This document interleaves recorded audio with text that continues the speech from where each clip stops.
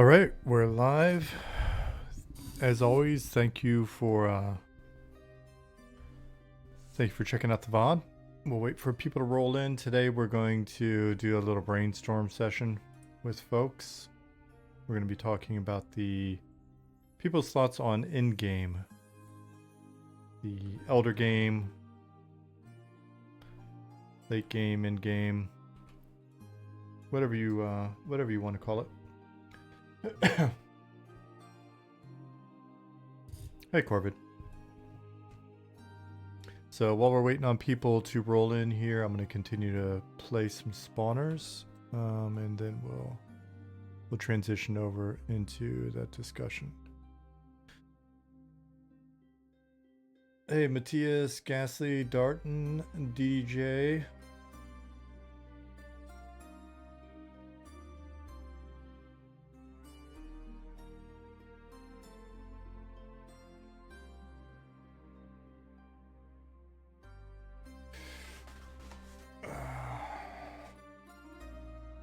I wonder if I ever get a new chair, if that will actually help me fix my posture.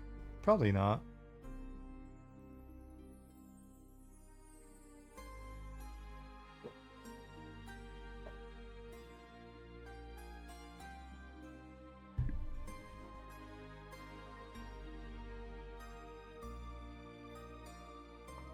I either sit completely reclined in this chair and then realize that I shouldn't be sitting like this. My legs are stretched all the way so my feet are against the wall.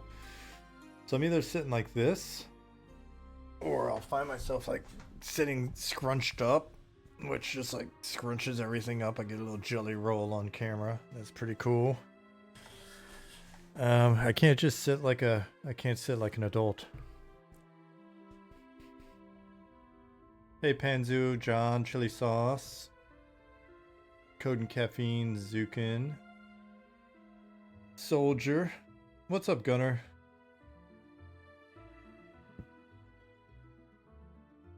Gunner Wolf, yeah, are you by any chance the Gunner I know in real life? Guna? Adults don't have sitting posture? Yeah, especially when you get to be my age.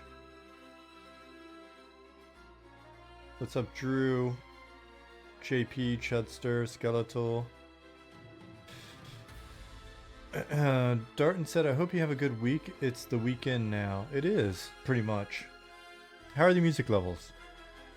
What's up, Dan Leon?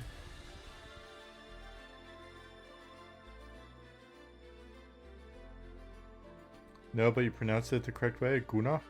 Gunnar? I don't want to overpronounce it. Gunnar. Gunnar Wolf. Are you German? What's up, Eric? Talet. Did I see the ogre writing Darius made in EQ? Secrets actually sent that over to us in a DM. Threw your back out, something bending over to pick up your new puppy? Was out for a month, posture is hell important. That's not a posture thing, buddy. You need to work out. I'm not a medical expert. I'm not a financial expert. But the thing that got me into working out and got me into like Muay Thai and Jiu-Jitsu and stuff when I was 32, almost 18 years ago now, was I bent over to put a sock on and my back locked up, and I had to have my ex basically help me get dressed. I took my little C-shaped ass into my car, went to a doctor, and the doctor was like, we can do pain management, or you can work out. And I was like, what's pain management? He's like, I'll give you pills forever. I was like, I guess I'll go work out. And that's what kicked it all off. Yeah, it was sciatica. Yep, that's what John said, core strength. Anytime I get even the little twinge, like a little bit of a twinge in my back, it means I haven't worked my core in way too long. Now, you may have some other shit going on with you. Like I said, I'm not a doctor, but the reality is it could be that you've just been slack. I'm saying that you're like, I can't. You've got some other physical condition. If that's the case, then Well, I'm not going to apologize. I'll just say I don't know what to tell you. Hey, Lich. Lemon Candies. Tannhauser. No, I'm not saying he's fat. I'm saying he's weak. That's very different.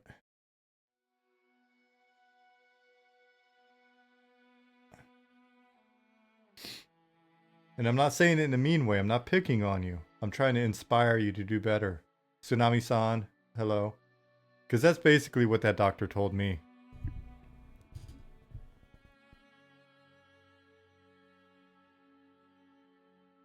For sure, working out is important, but my sitting puts strain on my back. Well, you got to strengthen your core then. You got to do even more core. Core strength plus keeping weight off has been the most important things for me after spine surgery. Corvid, I can imagine. Chester said, I've noticed that after turning 50, the strangest little pains show up randomly. I need 20 more. Dude, I've had little pains for... Yeah. Definitely some wear and tear on this janky ass body. Hey, Liz Biscuits.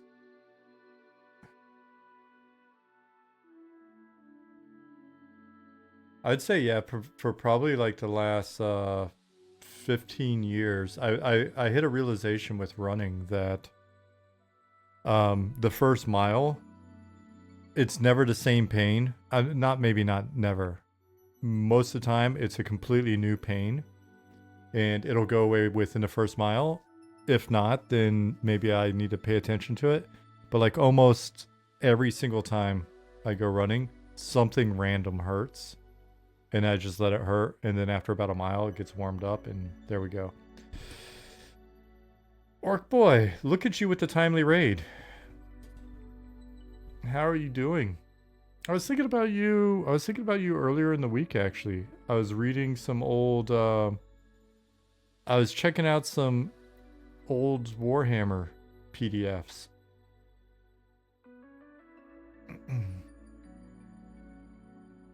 Been having fun with friends on Valheim. I could see that. Valheim's incredibly good. Hey, Chinny D. Anyway, thank you for the raid. Welcome, little orclings.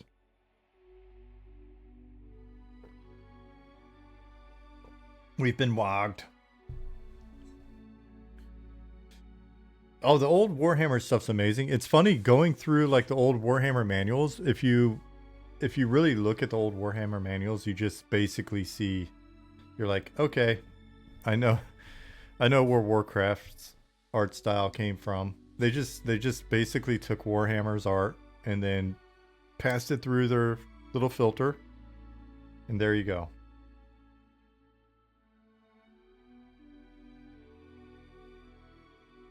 What's up, Bob? Thank you for the follow. Hi, Viro. Zedar. Am I wrong? I mean, I'm not trying to act like I'm a Games Workshop expert, but... Excuse me. Alright, let me start plopping some spawners down in here before we kick off the discussion. I've been in the zone placing orange stuff. I was working on a totally different island, but I don't want to show you the island because it's super cool. So I moved over here to start placing some spawners as well.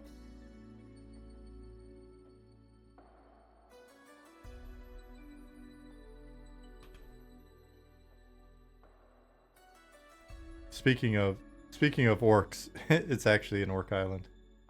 I'll say that much, but I'm not going to spoil it for you. Let's see. Fantasy Island, that show used to scare me a lot when I was a kid. Show us the island from far away. It's over that way. Hey, says. It was a weird show. So like Fantasy Island, was it Kolchak, the Night Stalker?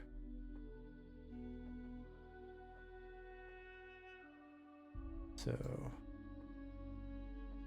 Really need to fix this bug, man.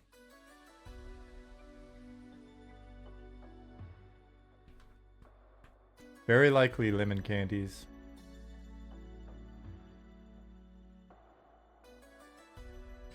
Was watching Zukin work on some sharks last night. Looking good. Yeah, it's going to be cool getting them plopped in here. They're weirded out by the alien invasion show called V. Did you see the remake? With that kind of like strange looking but also kind of oddly appealing woman? Who is also the wife in that spy show. Oh, she was also in Deadpool. You bought that show for research? You should.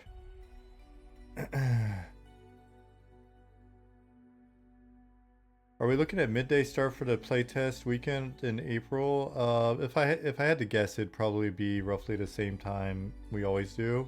Don't we typically do? Did we announce the time? If we didn't, then it's probably like 1300 Eastern. Dargith said, I jump in and hear oddly appealing woman, can only assume I'm talking about you. Dargith, are you an oddly appealing woman?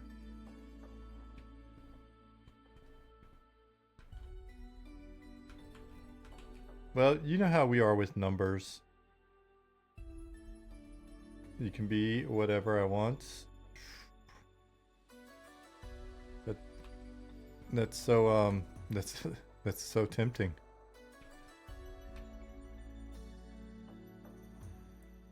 V was your introduction to Robert Englund? I didn't know he was in that. I honestly basically only know him from Nightmare.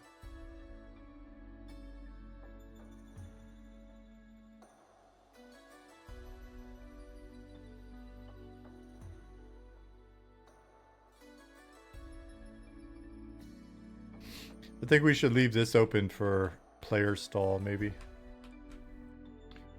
Hey.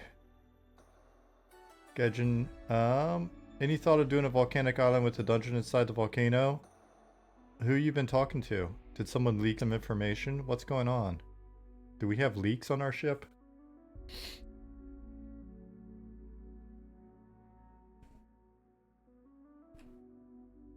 Who's been ratting us out? Oh, wait. Dark inside, I acknowledge you. What's going on, buddy? Any more girl drama?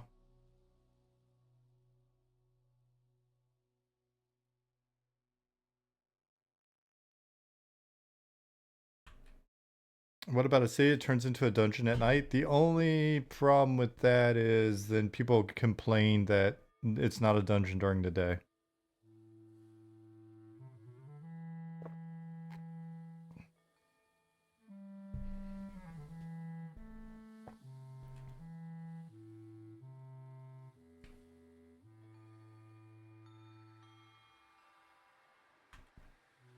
Hey, what's up, Keith? You may find an island that's kind of like that. You may run into an island.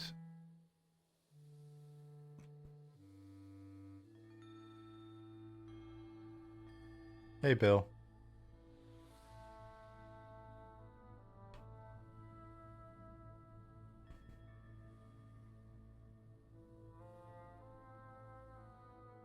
Raptor Island?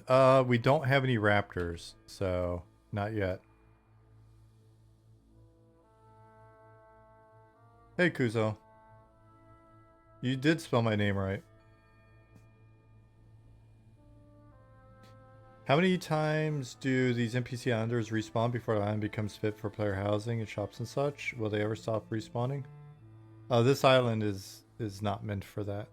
There's a different island that's meant for that.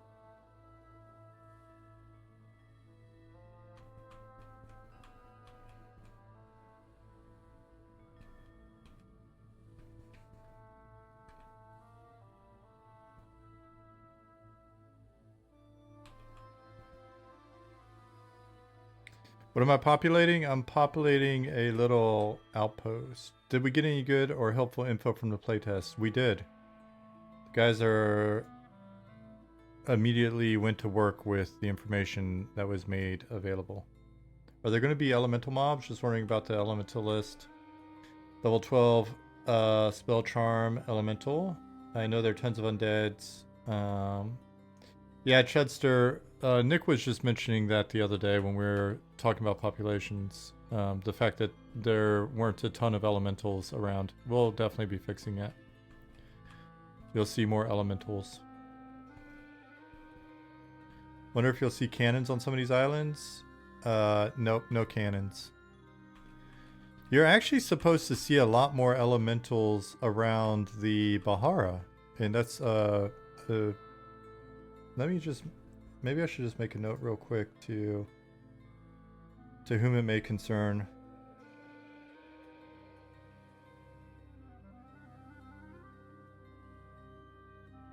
I will.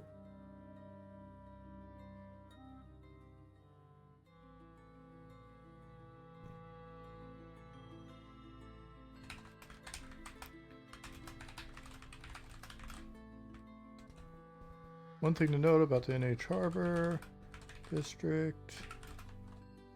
Tag Ivan.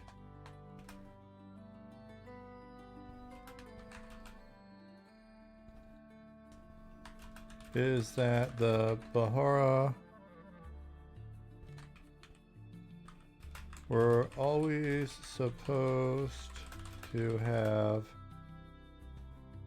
elementals as laborers, guards, etc.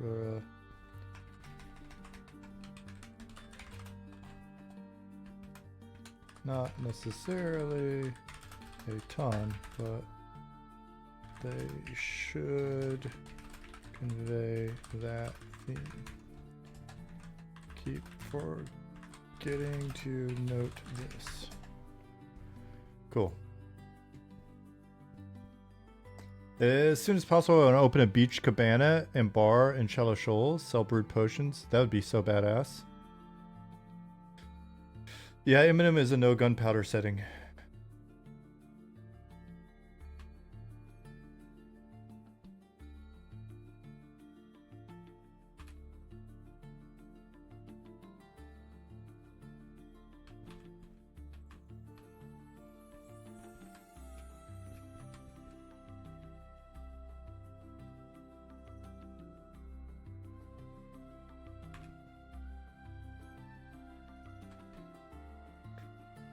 We do have alchemy. As a matter of fact, our new trade skill designer has been working on alchemy stuff all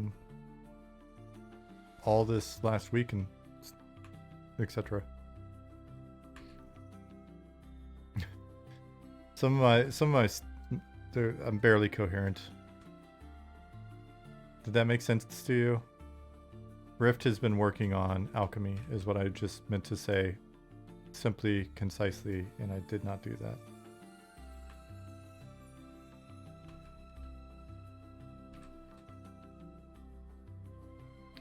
It's like, why invent gunpowder if you've got wizards and elementalists and all that other stuff? Like, the push for gunpowder is not huge, right? Like,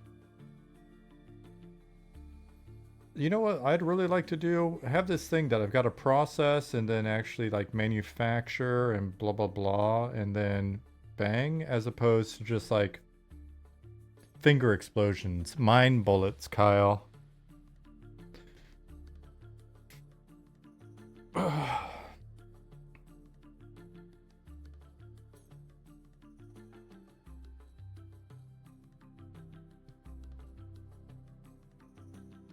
What's up, Isan?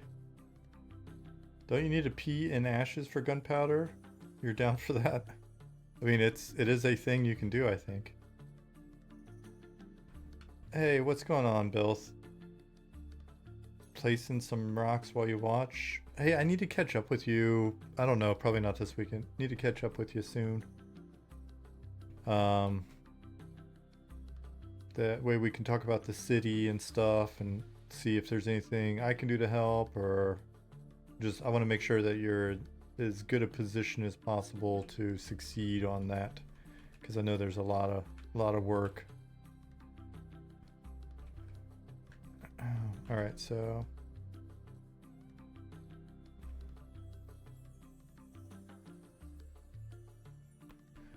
probably not going to go super overboard on the initial placement here, because then we'll be adding some additional mobs as we work through some of the specific shops and purpose for them. But figured I might as well while I'm in here waiting on people to show up.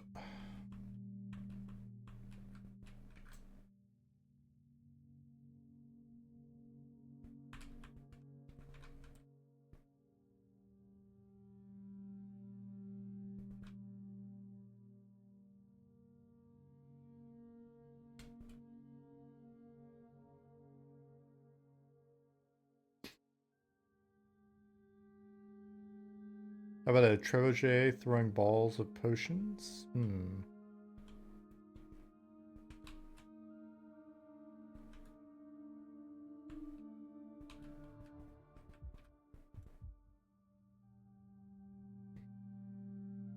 I just pictured like a big Katamari type potion ball.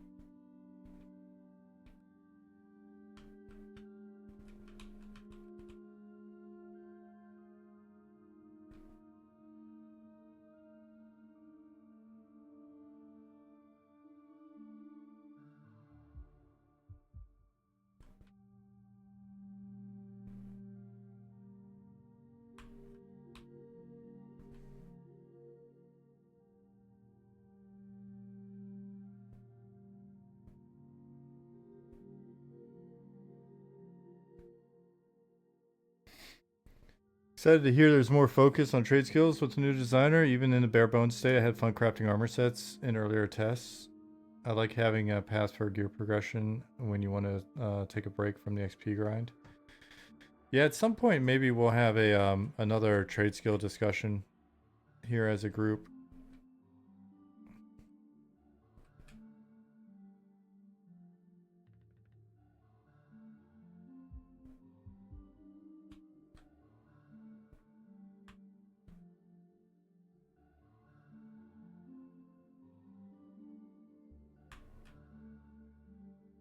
We have to turn that into a little inn. Not inn, tavern. Maybe.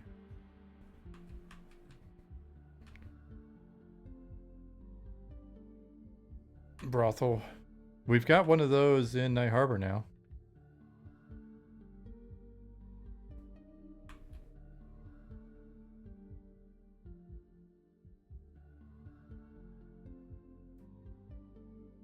Erskine and Stab, Kumadar and Stab, put a brothel in the bins.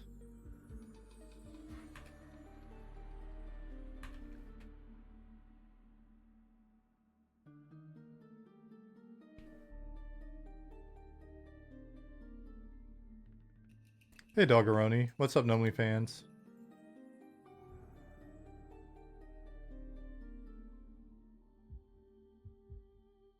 Oz, hello. Saw you earlier, Golden Pineapple. I think I even responded to you, but welcome.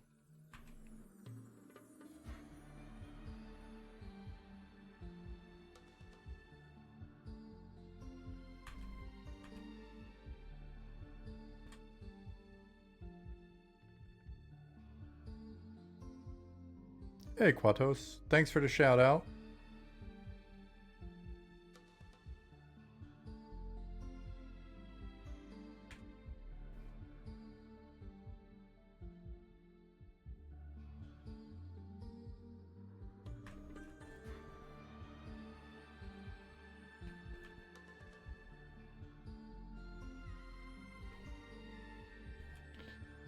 You love telling folks about the project, and we appreciate you doing it.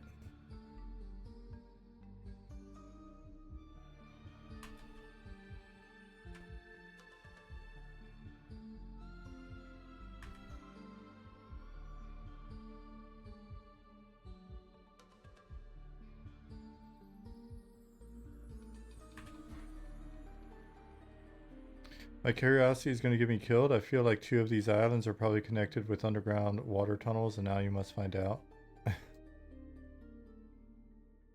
I might save you the trouble. I don't think that's a thing. Is the April playtest a new start or continuation of the characters from before? Continuation to the best of my knowledge. But we'll let you know if that's not true prior to. Those are very long tunnels. Yeah, they would be. These islands are very far apart. Hey, Sirenth.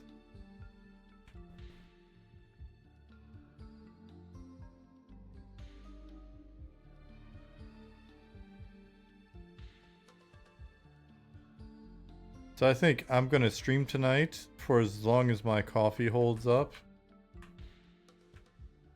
Which is not going to be any longer than normal. And then I'm going to go to bed.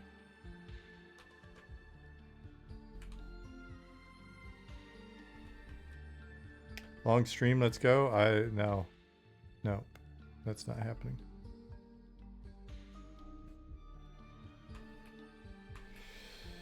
We do have the big cup today.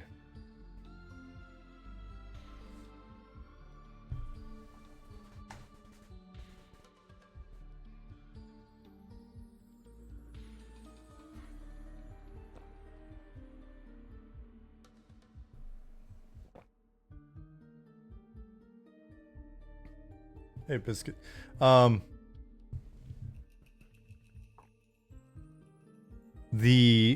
The only 24-hour stream I've done, I felt like was not healthy. I think I'm too old to do that kind of stuff.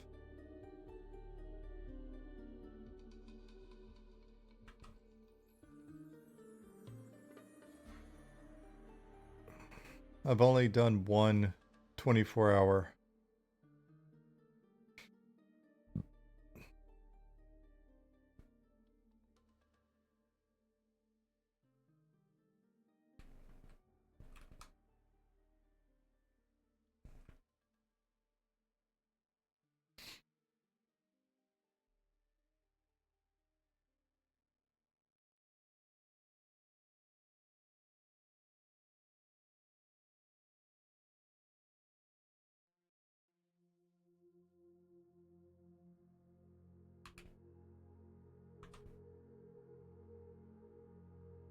I feel like people treat 24-hour streams like it's great content, but really just end up with 12, 14 hours of sleepy people. It's true.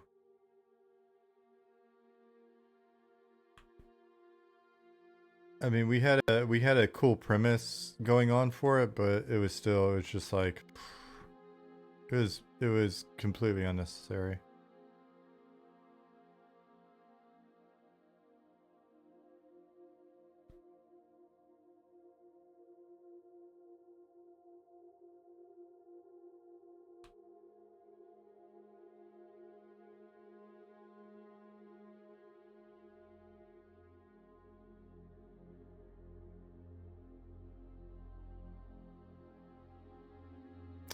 Was awake for 41 hours in the last playtest, and well, that turned out to be a big mistake for other reasons. Can't imagine it would have been entertaining to watch me in zombie mode, though. Yeah.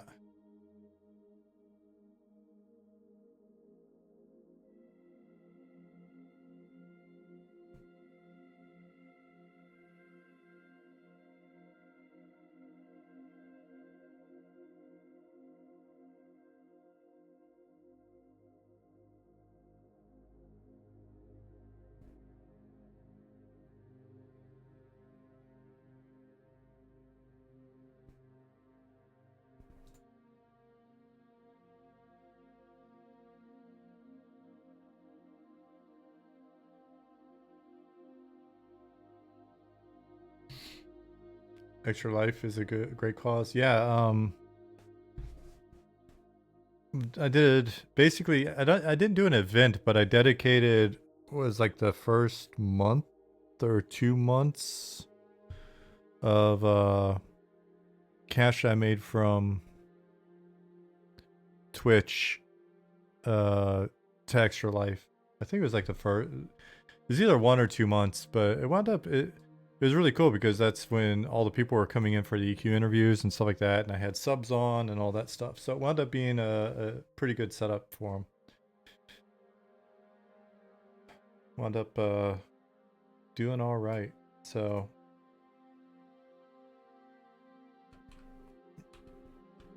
that made me feel a little less like, I don't know, bad for taking sub money during that period.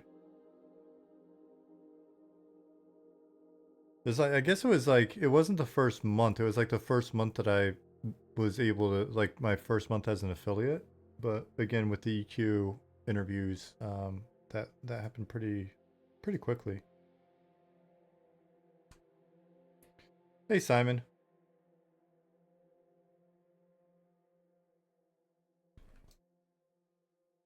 I mean, I don't want to brag or anything, but I was affiliate like instantly.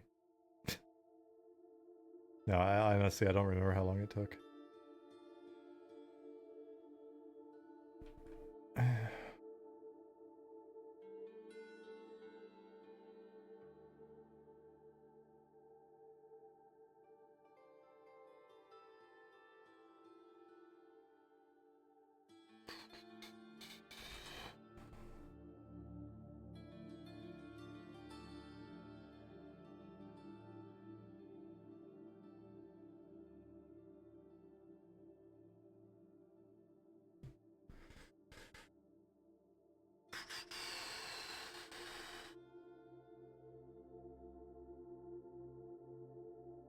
Saren said, agreed, had the proceeds of his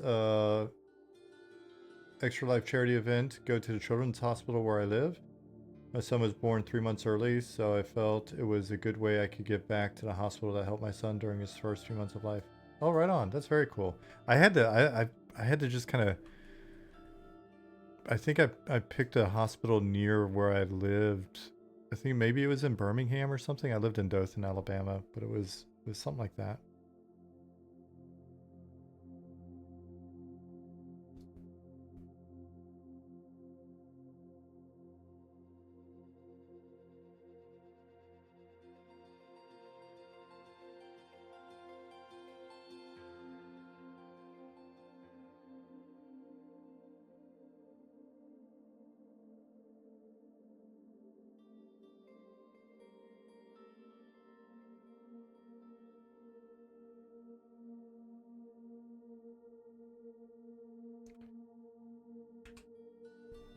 I'll add a couple more of these guys and then we'll kick off the discussion, maybe. Get that going.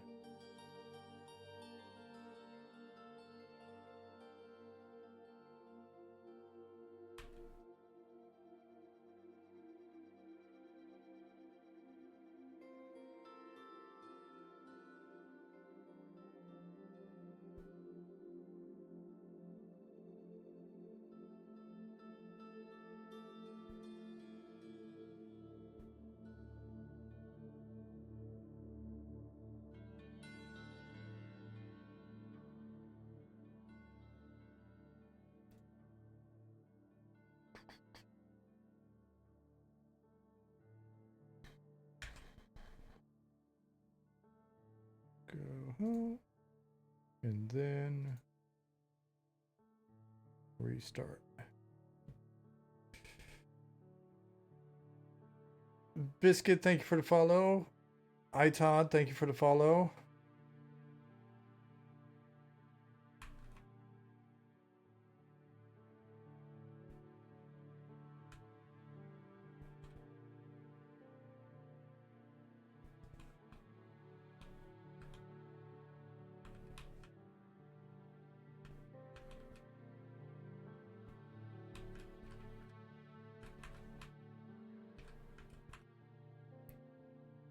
A couple of shady people in the courtyard here hanging out.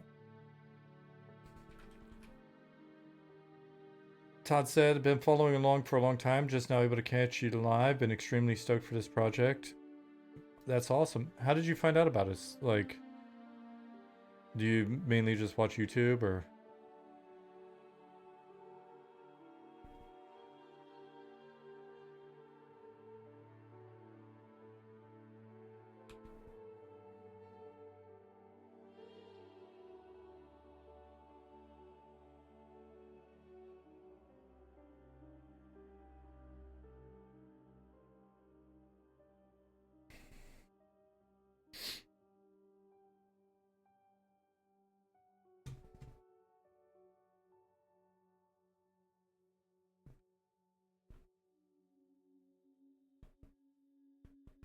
YouTube word of mouth. Old EQ kid from launch. Have been gaming my entire life. So I catch wind of a lot of new stuff. Right on. Yeah, it's been really cool to like see random references to the game in different places now more and more. So that's reassuring. Like I said a few times in the past. I mean, when we started this, we were pretty unsure if like anybody was going to be into it. We knew, you know, there might be like some P99 folks and etc. that might dig it, but it's cool to see that more more people are hearing about the project and excited, and folks have played the like some of the playtest and enjoyed it. And some folks have played in the playtest and it made them mad, but even those people, we love you. Hopefully you'll eventually come back and complete your newbie quest. I am sorry that I made you run places. Didn't EQ ever, but Final Fantasy 11. And Eminem has a lot of Final Fantasy 11 people on Horizon and stuff, stoked for old school vibes. That was unexpected. I'll be real honest with you. Final Fantasy 11 and EQOA, I don't think we really factored in well enough when we were thinking about it. Not that we needed to, right? Like it's a nice thing that just kind of has happened. But yeah, it's cool that the Final Fantasy 11 people are out there, because there's actually a pretty decent amount of Final Fantasy 11 people, and they're pretty active, man. Like you guys, you Final Fantasy 11 folks are like, that's a legit thing. Honestly, I did not even consider, because that's like millions of people that played that game as well. So okay, cool. What's up, Jason? Happy Friday. Todd said, for sure, playtesting Pantheon and AOC. Looking forward to any time I can get into M&M in the future. To be honest, I'm just happy to see people making games they love and want to play, and not just games for the next 10 million user base game. Yeah, I mean, it's hard to chasing that is. So I every once in a while I have to pop into LinkedIn to kind of, you know, post stuff or look and check stuff or whatever. And I recently saw like somebody who is kind of a old games luminary, a big name in games from a while back, talking about just like being bummed that he's unable to get, you know, the 18 million they need for the project they want to do. And it's a smaller project, and they've got like a, you know, 5-minute demo video and some other stuff, and it's just like like the idea of $18 million. It's funny because like budgets have gotten so crazy over the years that like people look at $30 million as like, oh, it's no big deal. That's so much money. And so the hope for us is if we can just have a little game and like treat it well and treat you guys well, and over time build a little business and grow that. Maybe we can do it the old-fashioned way, like the way you used to make businesses, where you like started with your like, you know, your little hot dog stand, and then all of a sudden you got a food truck, and the next thing you know you got 2 food trucks, and the next thing you know you got a restaurant, and it may not even just be hot dogs, it may be like sushi, but you know, you've always had money, and so you like just kind of grind a little bit more money, expand a little bit, grind, right? And then at some point, you know, you can do your crazy bigger thing. But it's weird because the expectation is, it's just like, hey, I've got a great idea, just give me $20 million and we'll see if it's fun. Just, really? That's so wild to me. I mean, it's not though, right? Like, I wouldn't be here doing this today if it wasn't for the fact that my last company, we were going to be outsourcing some game development of like mobile games to other studios. And so I talked to the CEO and was just kind of like, hey, you know, there's some things here where I'm kind of like, You know, maybe I want to move on, but if we're going to be hiring, if we're going if we're going to be paying other companies to make mobile games for us, I know the subject matter, I know the people, you know me. I've got a buddy who does, you know, he's been in a number of really big mobile companies. I know the space. I enjoy playing some of those games at the time. And I was like, maybe we just put together a studio and then we set it up so that we immediately, basically, you're our only client, right? So it's like basically starting a new studio, but separately and blah, blah, blah. And so we were talking about that, and it seemed like it was going to come together. And then right towards the end, and this was right before, right around when COVID was kicking off and stuff, it just, everything kind of flaked out. And then I was like, I've already because part of setting that whole thing up was me setting up a year severance to basically leave the company and then start working on spinning this other one up. And so that was the plan, was like gonna make a, you know, mobile studio and make these specific games that we wanted made anyway. But it fell apart, and so then I was like, I don't know, play some EverQuest, stream it or whatever. Like, was just learning about all that stuff, and then yeah, and then this over time, this kind of happened. So was kind of hoping to start a studio of a different sort, but yeah. Todd said 100% understand. Before I was in IT like I am now, I used to run a comic shop. We ran the shop and never wanted to be the next Walmart. We just wanted to live our lives, support it, and enjoy life. We did just that. It's tough business, right? Comics. I learned a little bit about comic shops and stuff when I worked on DC Universe. That was, I mean, it's interesting. Like, people don't realize, like, comics, they have such a big, I mean, presence, right? Like the IPs and stuff like that. But like, comics aren't a huge business. How much is like a good run of a comic? Like 60, 70,000 copies? Not like a fantastic run, but like a normal good run. Do you remember, Todd? I thought it was like 60, 70,000 copies or something.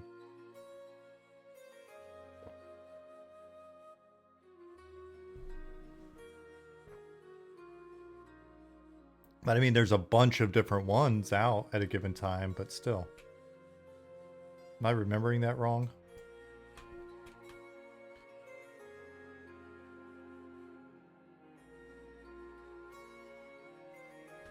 It's ruthless. Put it in perspective, the 80s was like overprinting everything. Wonder Woman was printing 100K a month, and in 2000s, that number is 10K. Yeah.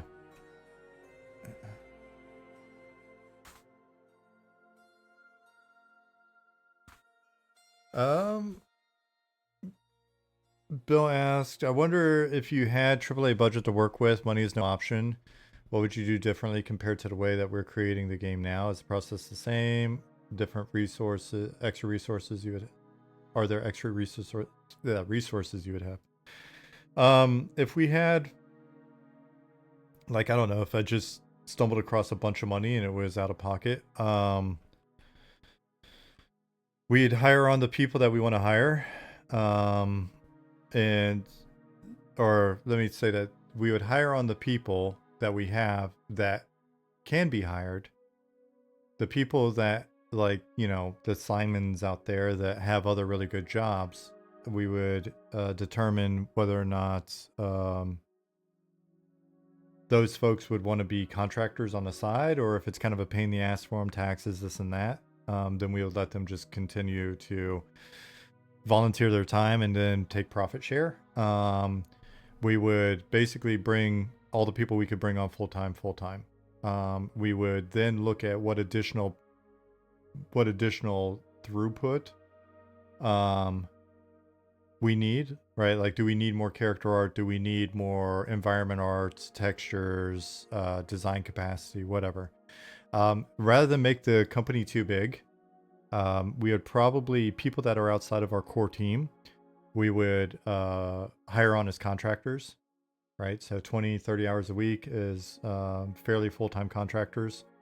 And we would also look at art houses, right? So we would kind of have that balance. For the contractors, over time, if they're really, really good cultural fits and we think that it's worthwhile to bring them on, then we would look at kind of where we're at in terms of headcount. And then we would, potentially bring some folks into the actual core team.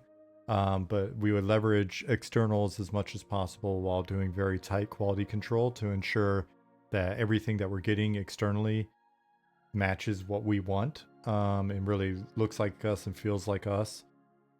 We probably have our guys doing a fair amount of like touching up and this and that. And the reason for that is we don't want the company to be like 100 people, 200 people or whatever, for a number of reasons. One, once it gets to that size, then we have to have like legit like command structures. And so then you've got people, we don't want a bunch of middle management stuff. Ideally, we've got people, people that are like managing the process are actually hands-on and making stuff. We don't want a ton of people that all they do is manage. And we don't want a bunch of communication problems. We don't want weird cultural problems, all that shit. We want to stay tight. And so having externals do that, we know they're external, they know they're external, and then we just deal with the fact that the work is coming from outside the house, right? So, but we really hone ourselves in making it so that we get stuff from people that looks like us, and we really make it, make it ours before it goes in game. And then the other benefit of that is like, okay, cool, we have like a good run, and we've got, assuming that the company's not just living off that bag of money that we found, assuming that we're actually having to watch our operating expenses. If stuff comes down, like we have a decline for a while in subs and come back up or whatever, we don't want to get in these situations. What winds up happening at like every studio I've seen go from like small, medium to medium plus is they start at like, they find success probably when they're at like 20, 30, 50 people. Then all of a sudden they grow to like 70, 80 people pretty quickly, right? Because as soon as you hit a certain threshold, you need to hire more people that are managing the people, or you've promoted some of your people to like manage people, but then you backfill like junior people, right? And so all of a sudden you've got like a bunch of, and then you start like not hyper specializing, but you start specializing people more and more. And so then it's not enough that you've got a guy that's doing 3 things. You've got, 3 guys then that are doing this stuff. And next thing you know, like the company's like, okay, well, we're doing well here, but we don't know how long this project's going to last, right? Like what happens if it starts to decline? So we've got to get something else in the works. And so then they spin up a second project.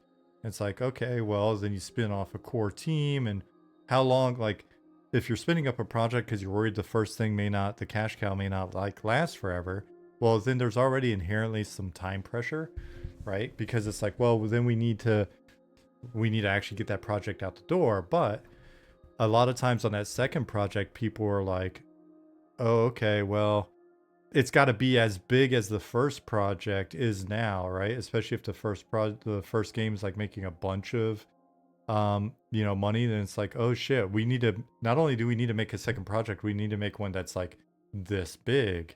And it's rarely judging the next project off of where the first project started. That's such a weird mistake. It's always like, okay, we started with low expectations and did really well. That must mean we're super smart. Okay, so we're so smart, let's just go straight to high expectations. And instead of like making this reasonably sized target for your next project, it's this freaking crazy target. And then you just like, you get worried that it's not going to hit the target. You built these crazy expectations. You start pulling people off the first project to slam on the second project to hopefully get it out the door. Midway through the second project, you've probably started a third project because what if the second project doesn't do well, or we need to have more shit in the hopper, right? Like it just turns into that bullshit. And I hope that for as long as I'm at the company that we don't fall into that. So I guess as long as I have a say, we'll maintain our focus on our flagship product, our number one like game and keep it #1 for us. And we'll maybe spin up some, just like we started with this, we'll spin up some really small couple person teams who are streaming and just trying to build a community and see what clicks and then go from there. That's my thought. The other partners can override me. There's 2 of them. There's 1 of me. But that's what I would do. But anyway, so basically, Bill, I'm just describing what we'll do if we get money. Not like if we had AAA money, I don't want to work on a AAA game. If someone said, "Hey, here's $100 million, make a game," I'd just be like, I'm absolutely not interested in it. If you're secretly Jeff Bezos or something out there, you can feel free to test me on that.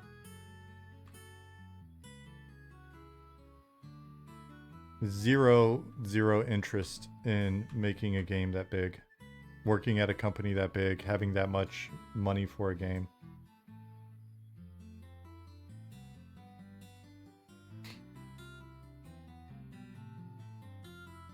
Hey, Lasava.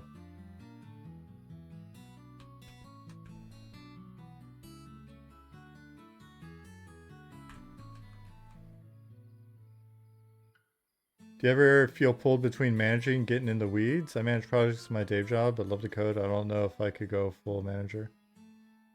I mean, this project's just weird. It's just a lot of, you know, somebody said earlier the juggling plates thing.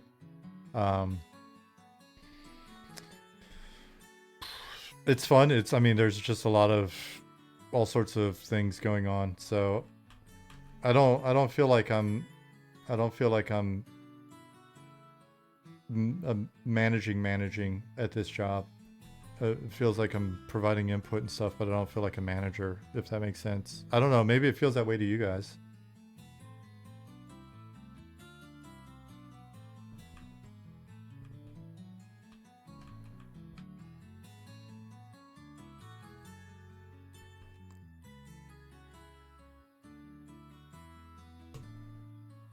All right, so let me save this guy. Cool. Let me go in and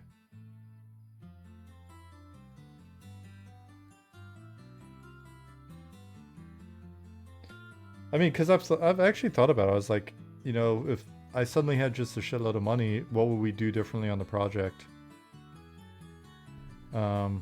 It's basically the same plan, just different rates of acceleration, I guess. If I had a shitload of money personally, we would just do what I was saying with regards to the, you know, the sort of approach. Like if I just personally stumbled into millions of dollars, how much is a shitload? Like if I, like, let's be real, to buy a compound out in the middle of like, hey Goblin, you know, to buy land in a compound in like Wyoming or Montana, probably Montana. Property's gone up, so between that and having enough like stashed away to retire, you can't really do that without, like, I don't know. I'd say what minimum with my age, Jasmine's age, money stuffed away, retirement, buy everything outright. I don't know, probably like 5 million. If I found like 5 million and knew I could retire, then I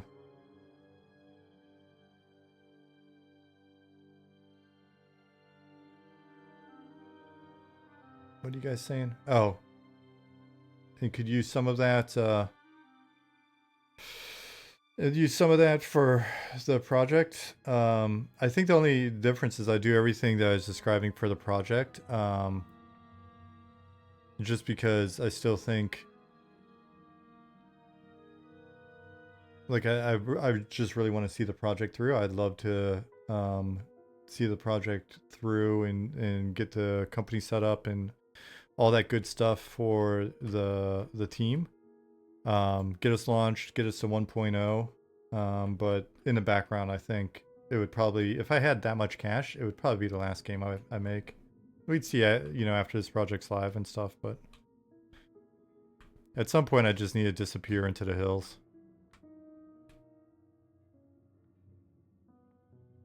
Oh, listen to you guys being nice to me. If there is that kind of money around, what about multiple projects with an approach that Eminem has? I don't think we're capable of it at the moment.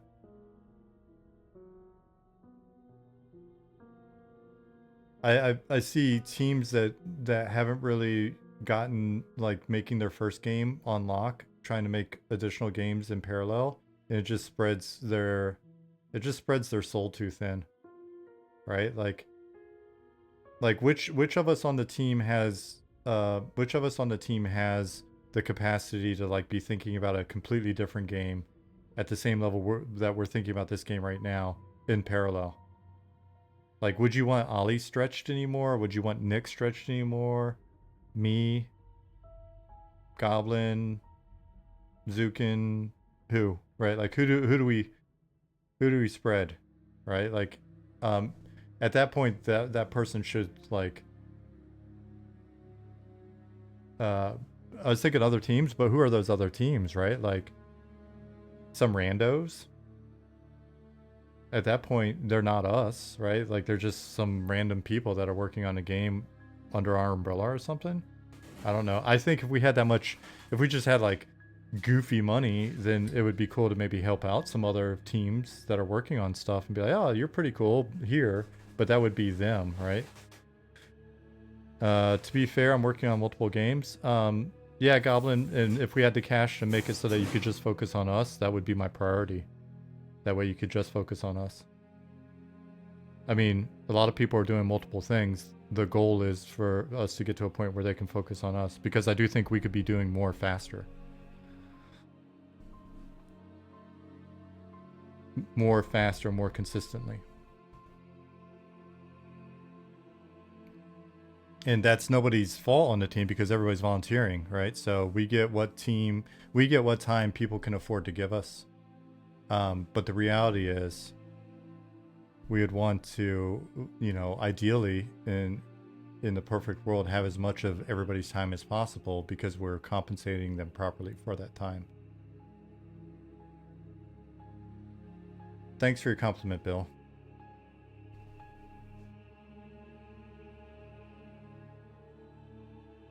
I mean, we can eventually help other people work on the game in a manner similar to ours, and that's an eventual goal. But our first priority should be making M&M.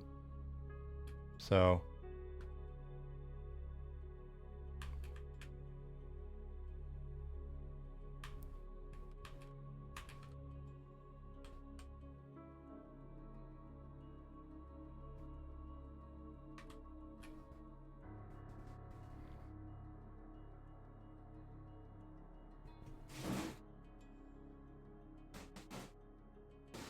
Like,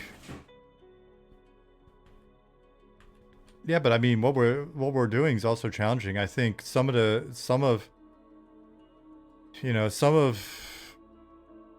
challenge too, it just comes from a situation where I think the team's been pretty amazing and patient, and again, I think eventually they'll when we go into early access, and if we do well as a company, as a game, there'll be a lot to be said about sort of the approach and the sacrifices that the team made to make that possible. But I mean, you can also see it, right? Like, you can tell when people have stuff going on. You can tell on a team, like, it's just I want to say this in a way that doesn't sound like I'm like picking on it. Like, I can tell when people are getting frustrated. I can tell, you know what I mean? Like, people are burnt out a bit, right? And people are rightfully burnt out at times because it's like, again, juggling a lot, sacrificing a lot, right? Like, you know, it's time that could be spent doing all sorts of other stuff. So, I mean, in a sense, this game's like being built under perpetual crunch because people are having to live their lives in a way where they're doing their full-time job, they're dealing with their families, and they're volunteering on the project, right? So it's a big sacrifice, but it's also it's also a situation where, I mean, this is just the approach that we're taking, and we're clear with everybody when they get on the team. Tupac said, I think when UEA and money comes in, you can allocate some to marketing merch options. Doors will open up and it'll only get smoother. I mean, the main thing with early access will just be when we have cash coming in, then we can start to grab the people that are capable of working for us full time and make them full time. And so then this is their day job. So maybe that's a little bit less of a sacrifice.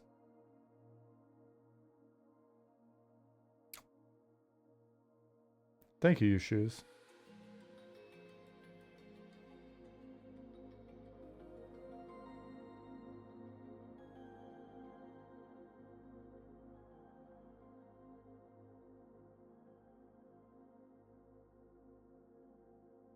Oh, did I say options, Tupac? Sorry about that. Okay,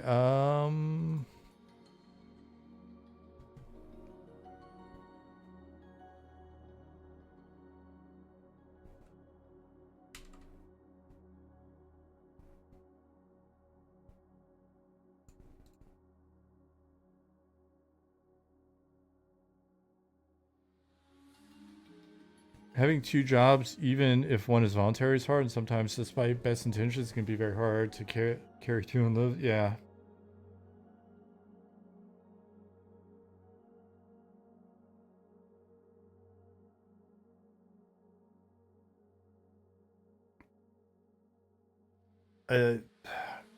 I'd say one of the biggest potential changes is when we have the cash and we can bring people in full time, like compensate them, or even just like pay for a consistent sort of set amount of time. Is it'll be nice to tighten up a little bit on some of the project management for those people. Just be like, hey, we need to get this done by, this time for real. Not crunch or anything, but just be a little more consistent at times. I think that'll be a big change for us, but I think it'll be pretty helpful.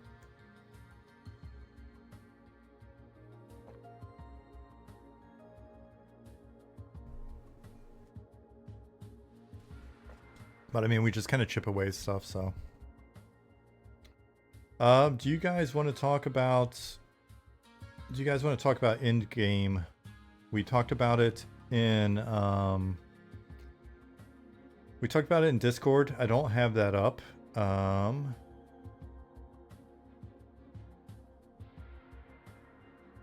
trying to remember. Let me switch to this. Let me find, there's the poll. Let me copy that. Chatting.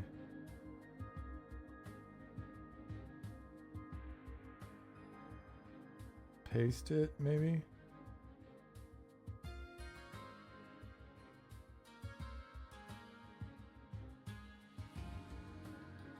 That locked?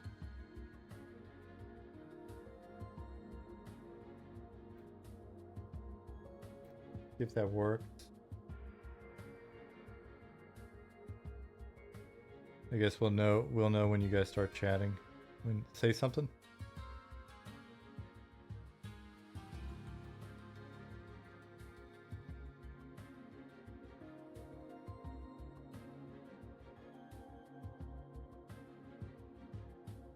Okay, I think that reads well enough. It's not huge, but still that might be a little bit easier. I just realized this whole time because I was in this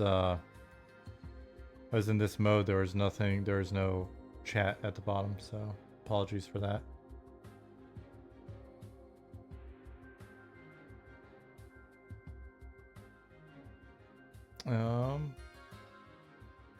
Did I just break the chat box?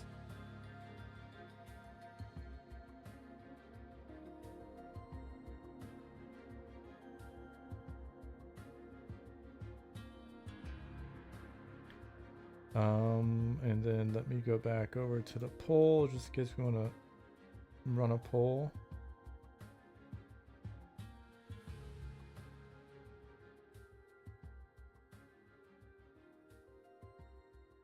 Just put it here and we'll see.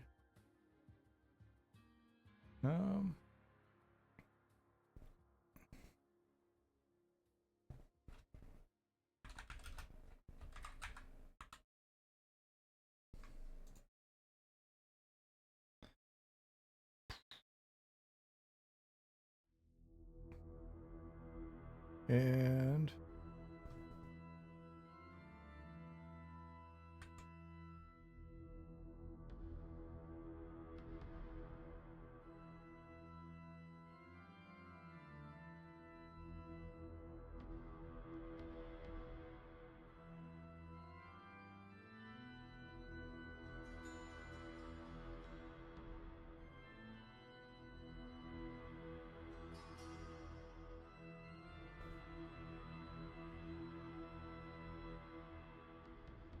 I guess I can put this over here as well. Okay. So, first off, how do you guys define, how do you define in-game? Like, when we say in-game, let's see if we can get on sort of the same page.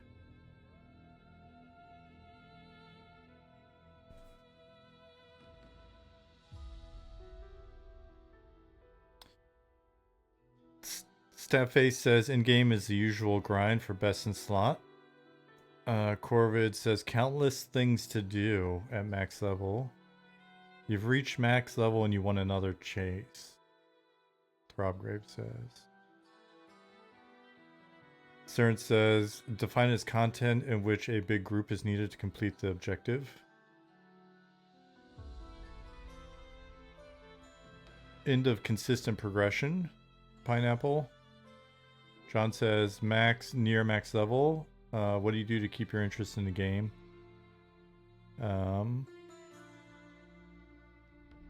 Max level, continue to progress characters. Gameplay loop post leveling. Alright, so is it fair, basically, is it fair to say it's, alright. It's end of level progression. Dex is watching your stream, says end of progression, no more major zones to explore or bosses to kill. Benefits without leveling up. So it is very much like, so how would you define, so a game like EQ1 that's 26 years later or whatever, it's still adding levels and stuff over time. What are they up to, like 200 or something like that? So does it have an end game, or is it in game, and then if part of that is an extension of the vertical 125? Okay.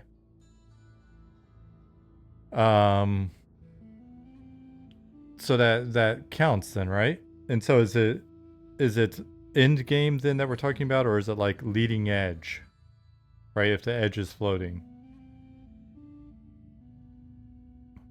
Should the goalpost move, I guess?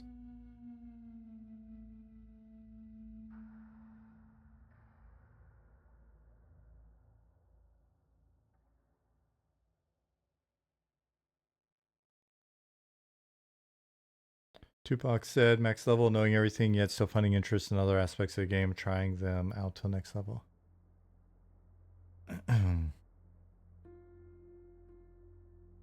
After an expansion, there's new stuff to do before reaching in-game state again.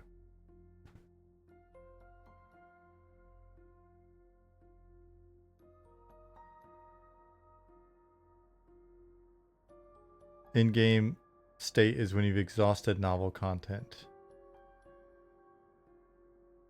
All right, Liz says, I've never been a big raider because I never was awake when most of the US people raided, so didn't have a lot of opportunities.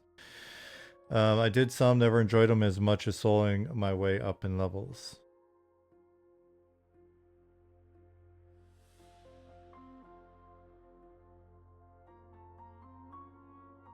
Well, I'm starting this with, I'm curious what people think in game is, and see if we could establish like maybe a set of sort of base assumptions. I mean, it's going to vary, but if we were to say, all right, most people, I'm trying to figure out what most people would actually be okay with.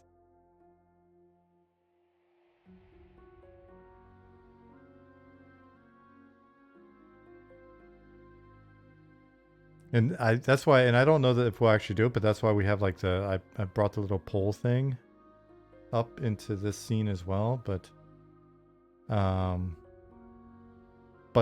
it seemed like for most people in game is it is you're at max level.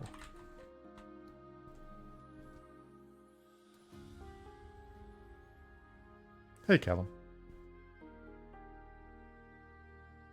In video games, the term in-game refers to the gameplay available for players who have completed all the present challenges to reach maximum level. It is the extended gameplay that people return to after completing the core game objectives. Yushu said, copied and paste from wherever.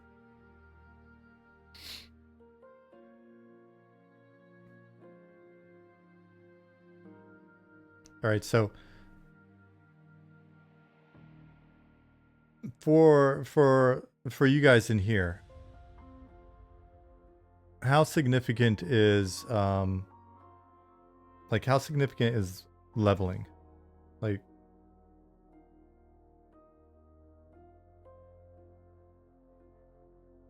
is it cool to have, well, let me rephrase that. Is it okay for us to have a level cap and not move it?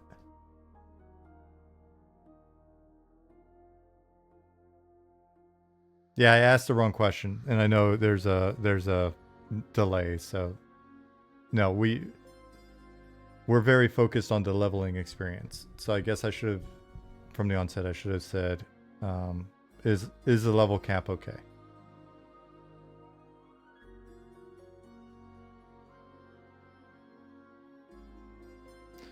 Yeah, as long as there's stuff I want to do, fine with a fixed level cap. I think the majority of folks in here are cool with a level cap. Lich thinks we'll inevitably have to raise the level cap.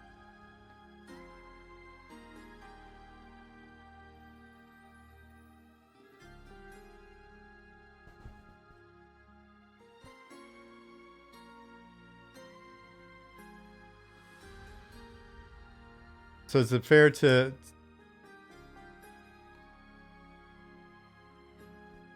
set this up as things you do once you've hit max level?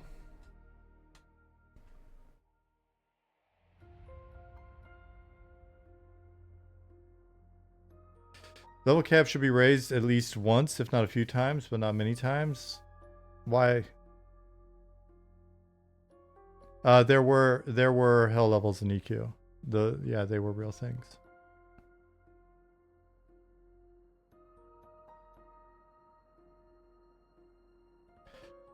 All right, so let me ask another question, maybe.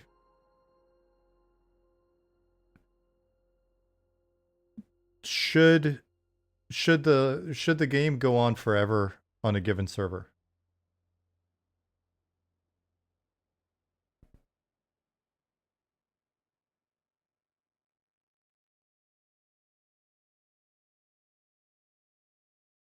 And that's not to say the server shuts down, but so there should always be new content. There should always be additional systems over time.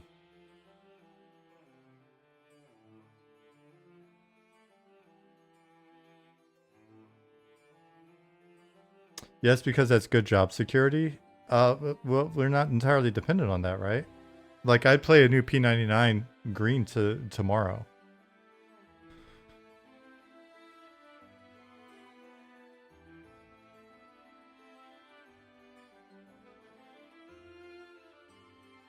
What's your alternative?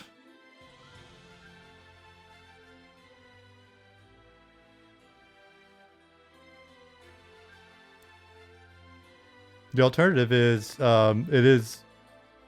I'm not saying we're doing it. I'm just saying the alternative would be to hit a point where you say that's it. That's all the new stuff that's going to be introduced. Basically, it's P99.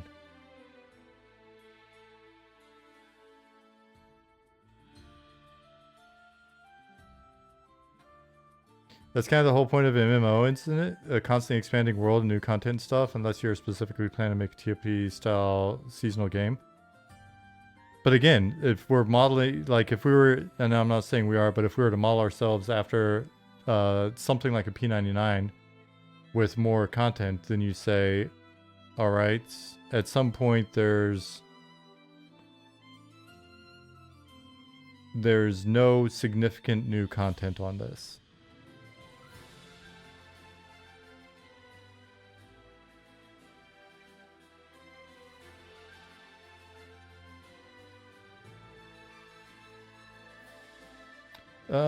I think in theory there's maximum amount of content, but that ceiling is high.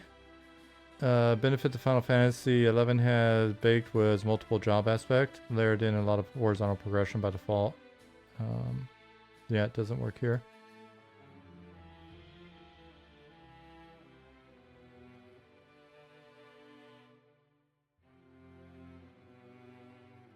The biggest question about any endgame proposal is, in an item-based RPG, is it possible to keep adding content without eventually having to raise the level cap and hard reset gear progression?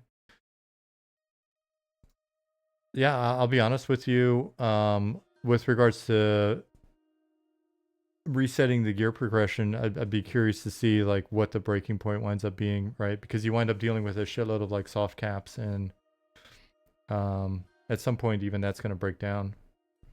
But that'd be something that'd be interesting. I'd be interested in like having that discussion with you guys, with like Ollie and Nick. I mean, Lich says, I mean, I guess you could plan for that being a thing, but eventually I feel it's going to be a problem for the long-term health of the game. We play P99 locked in history because we loved it then, and it just started to not be the same game after that. Ideally, they would have kept adding content to EQ, but still kept a classic feel. But they didn't, and we still play P99. Like I said, like if a new one came up. Now, I'm not saying that is, it's not a binary thing. I'm using that as a discussion point.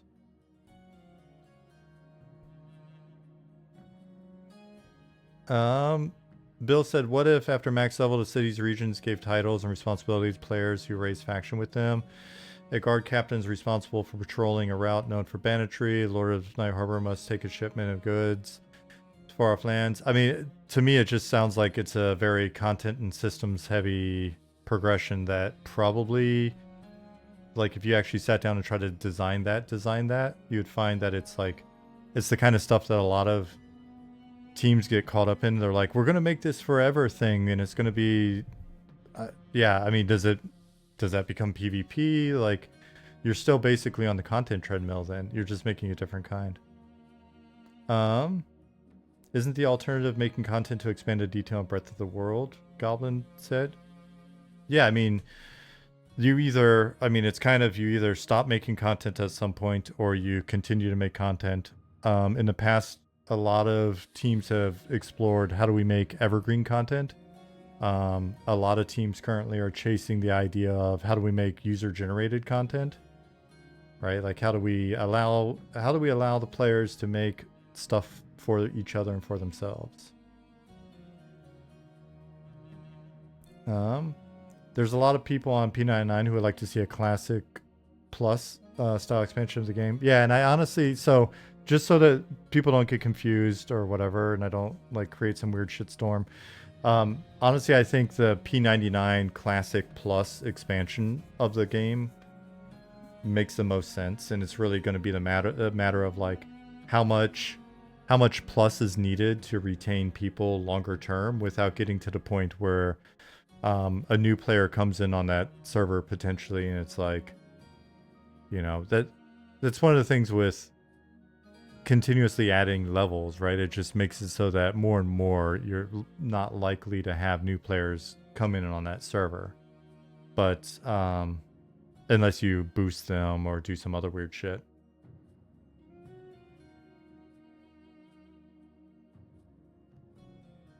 Wonder how much the playing classic thing is because the game was subjectively better back then, not so much the amount of content. Well, but how much where does that break down? I think that may be one of those things, John, where as more content is added in different ways, at some point you hit a tipping point where it's considered no longer as good as it was. Remember before they added that one dungeon?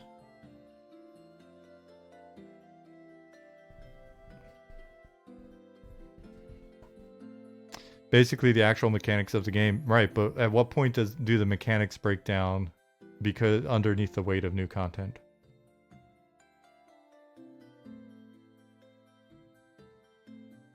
Because people aren't going to do content for the sake of doing content a lot of the times.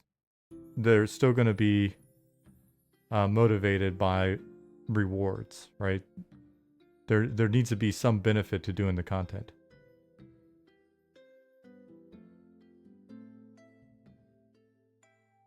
Are you suggesting lifetime of the server would be dependent on content available at the launch of the server, but new servers would launch with new content? If that's directed at me, then no.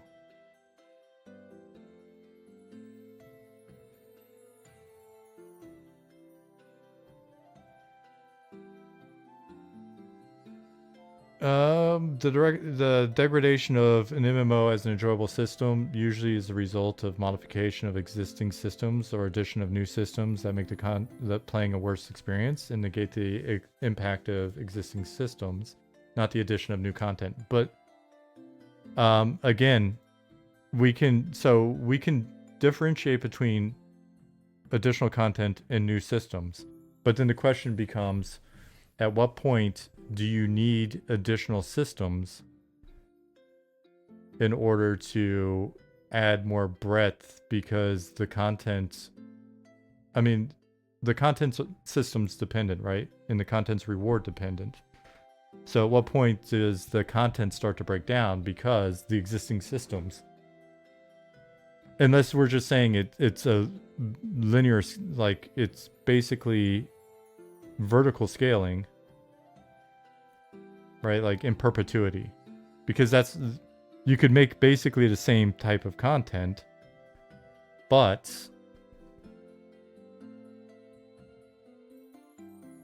you would have to continue to expand on the rewards and the effect of those rewards, which ultimately have systems implications.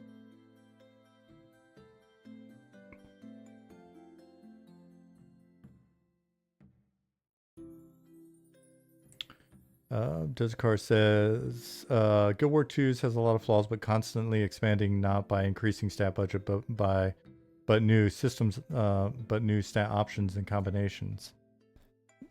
And maybe we'll come back to that in a minute.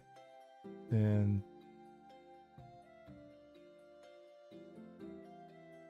let's see, I want to scroll back up and find. Bill said it would be cool to set up some kind of perpetual seasonal server thing, like P99 green servers where people get to participate in the newbie experience simultaneously with everyone else. Maybe there's some achievements, account-wide things you could earn through this, and they sunset after 6 months or a year or something. I'd be interested to hear some of your ideas along those lines. Doggeroni says, I like the GM events idea. I was thinking along the lines of just engaging with players in the community.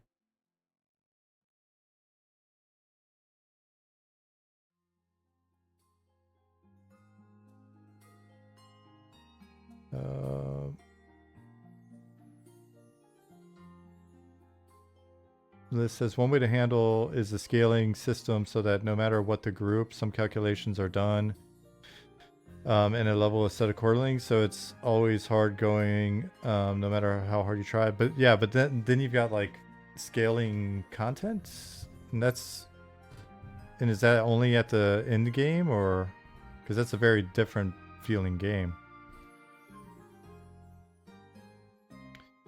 You make more content without falling into power creep and unscalable walls for new players. That's what WoW did. Not a big fan of this, Goblin said.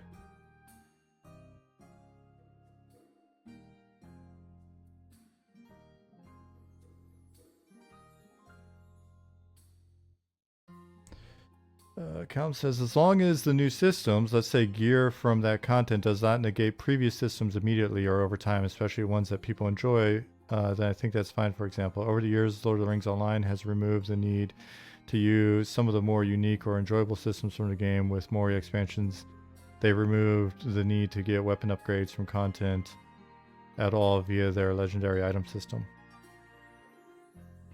And that has progressed over the years to eventually negate the need for their entire crafting system.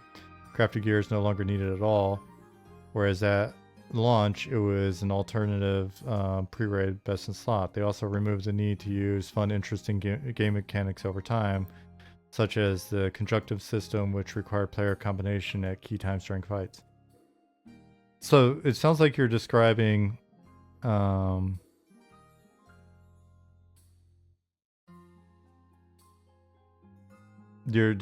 scenario in which they've made the game worse over time.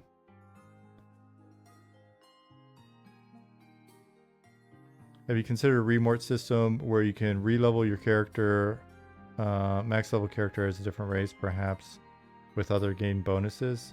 People have mentioned it a few times, but it's not something that I know of us making any serious consideration of.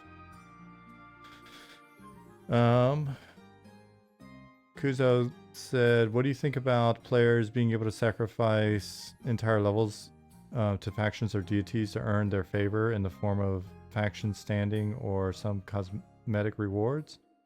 I saw that being discussed in Discord. I thought it was interesting, but beyond just thinking that was interesting, don't really have any thoughts on it. Because again, we'd have to come up with what that progression looks like and why it's worthwhile.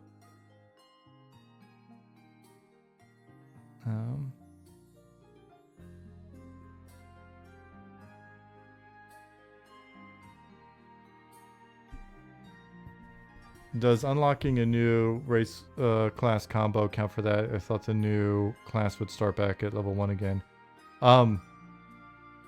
We haven't 100% locked that down, but that's always been my expectation as well, Chinny.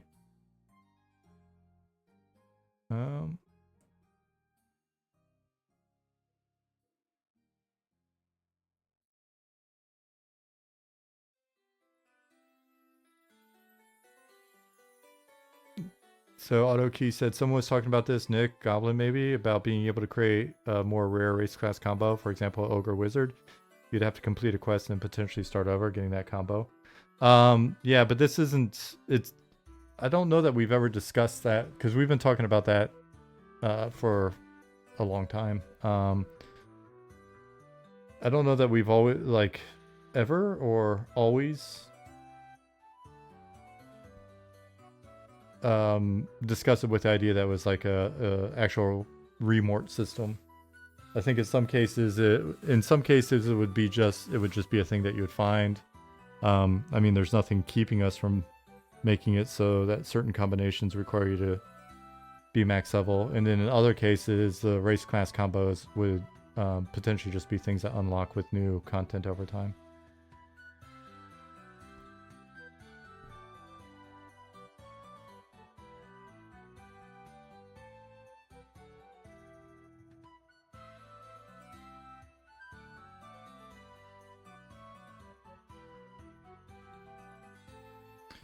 So Bill says, so the real crux of the matter is, should there be or not be a max level in game? Content continues to grow and add levels, or we go horizontal growth and add regions and dungeons. But again, I don't think it's as simple as just going horizontal and adding regions and dungeons, because the regions and dungeons will need itemization in order to motivate you to go there. And then we've got to basically we've got to support that, right? So a certain amount of that is supported by just building that headroom into the initial progression curves for what we think the bulk of the content is, right? And then having that overhead allocated for like post 1.0 continued expansion of the game.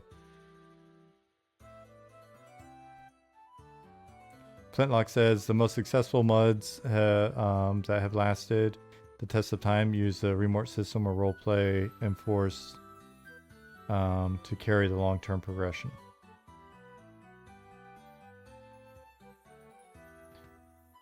It's interesting because it's a thing that I think will appeal to certain people.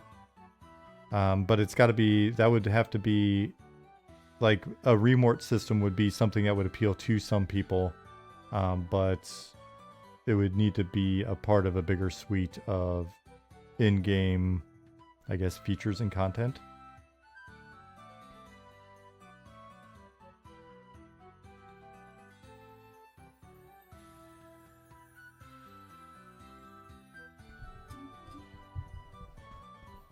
Lich said, yeah, I'm not huge on in-game basically being start over again. I like progressing a single or maybe 2 characters at most and trying to get best in slot being the real chase. So ideally, yeah,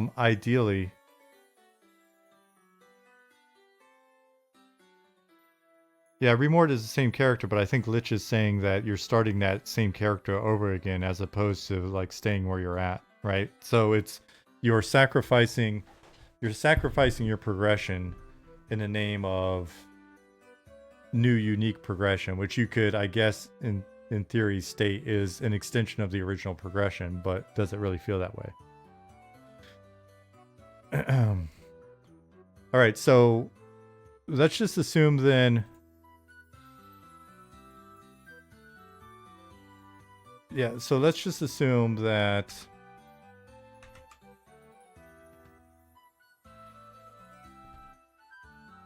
the thing that you do after you hit max level is to continue to progress in terms of gear, and it's not the only thing, but let's focus on like this being a bigger thing or the main thing for sake of this part of the conversation.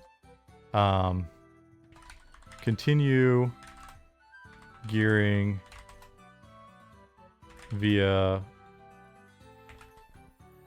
I don't know, what's a good way to say this? Similar content? Not similar, because that's a red herring. Via new content of a similar style. Is that fair?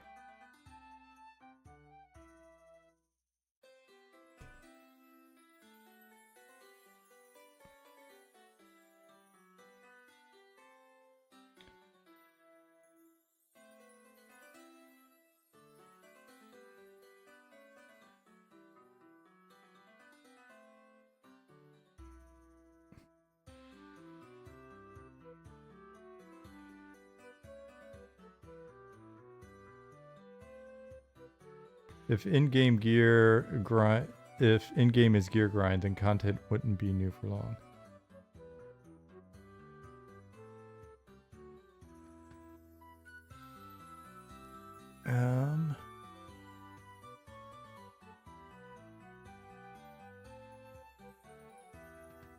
McGarren says, what I really like about Guild War 2 progression was that the new expansion gave abilities that they were then able to work back into previous expansions content without ever significantly increasing player power, but still giving a feeling of more power as you could change your interactions with previous expansion zones.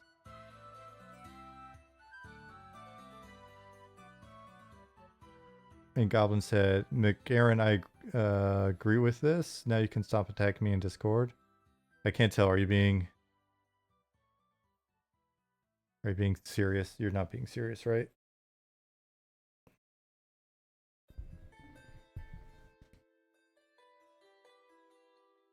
Okay.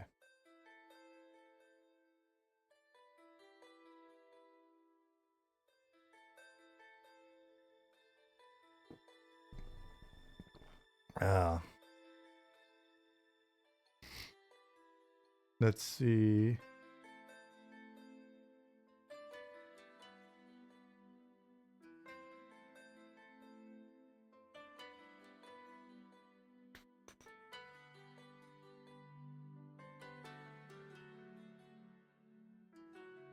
Lich says, depending on the gear or whatever, you may not even exactly need new content. TOV is huge time sink for players trying to progress at max level, and I think that type of system works for a lot of people, it seems.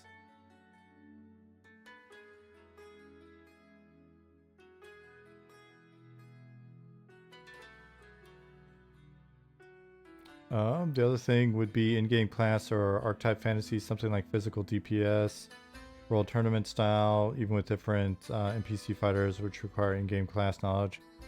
Yeah, but I think that type of stuff, again, it would be an element within a suite. It wouldn't be suite itself. Doesn't have to just be gearing. Yeah, I don't know. Did you just come in, Nick, or have you been here?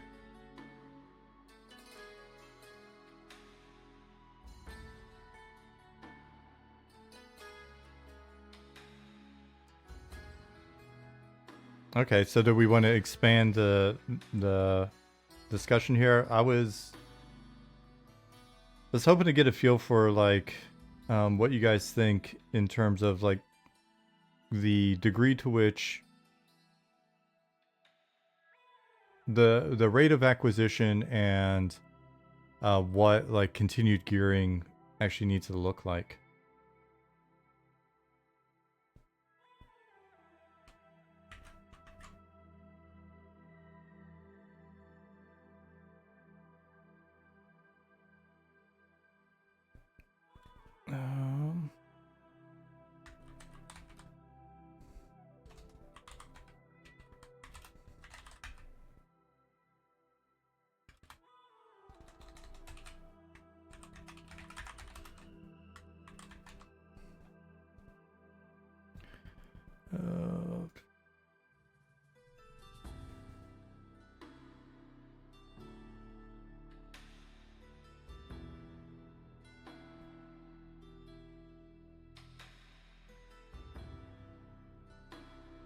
And Nick, if you'd like, it would be fun if you'd hop in, but you don't have to.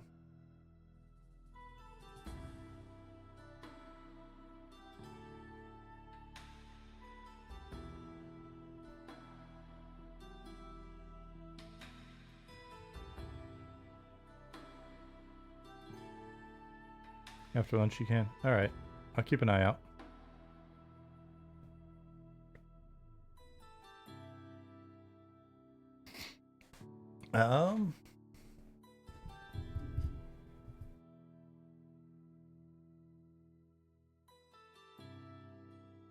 How do things like continuing to gear, etc., play into power creep? I mean, there's additional new gear will either need to provide additional power, new utility within existing or new systems, or be cosmetic, right? So there's bound to be creep. The question is, how much is that factored into the initial progression of the systems?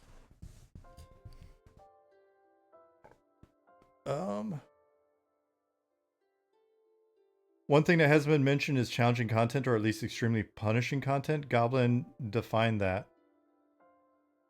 I mean, I'm curious.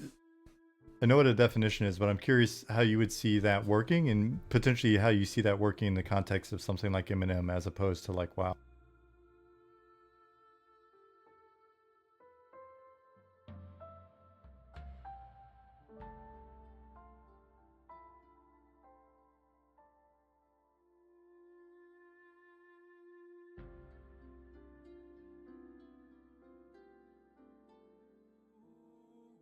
Punishing content depends on gearing too. If you want to be more punishing, but people can just outgear, it doesn't function like that anymore.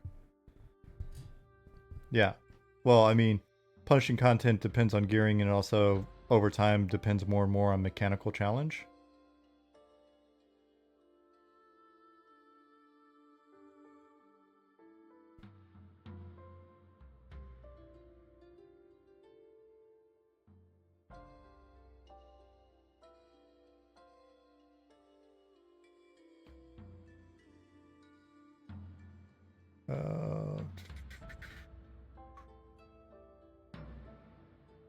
Darton says, yeah, I'm a huge proponent of best in slot items being extremely hard to get, or through some sort of quest line. I know that EverQuest would allow players to loot a specific item and through different actions in the game, whether it was through trade skills, questing, killing, or even speaking with different NPCs, as a way to upgrade it.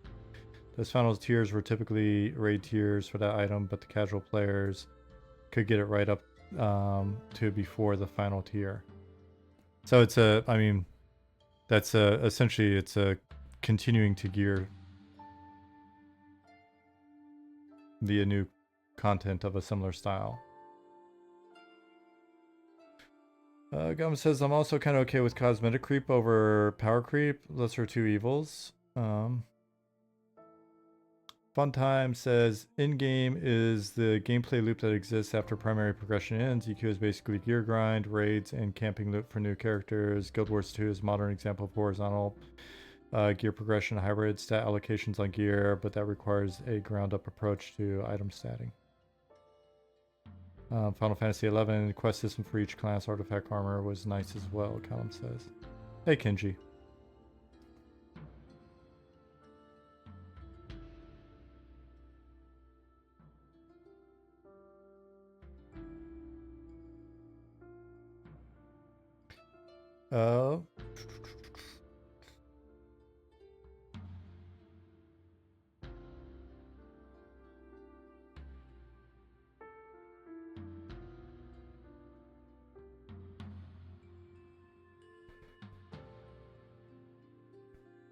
Lich said, two tubes wanted me to bring up monster play as a form of in-game, but I'm not really sure if it's into the specific section. I mean, it kind of, that goes off. We can just put it on the board as kind of like a little, it's like a, if we start talking about like weirdo systems.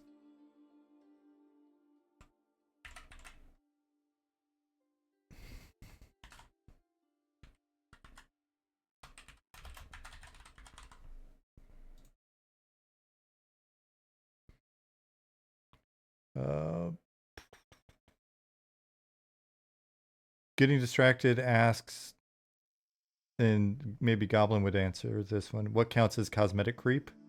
I think he means bigger and bigger and bigger shoulder pads.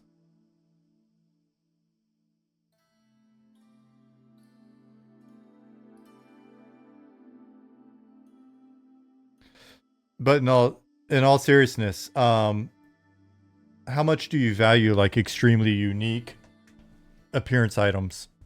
So roughly the same power level, but very, very unique. Is that worth the grind?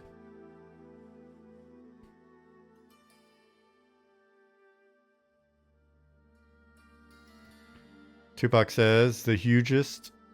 Oh, you're talking about your shoulder pads. 9 out of 10, 10 out of 10. All right, so Fashion Quest.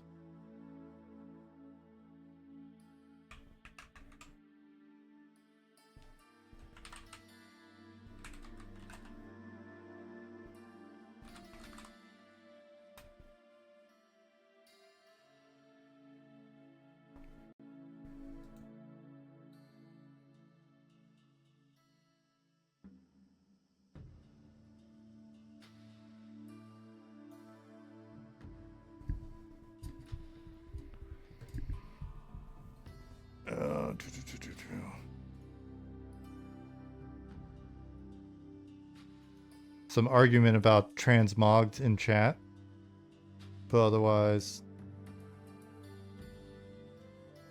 yes, worth the grind. 9 out of 10, 10 out of 10. Fashion over function. Nothing screams more power like a bard with 20 different illusions.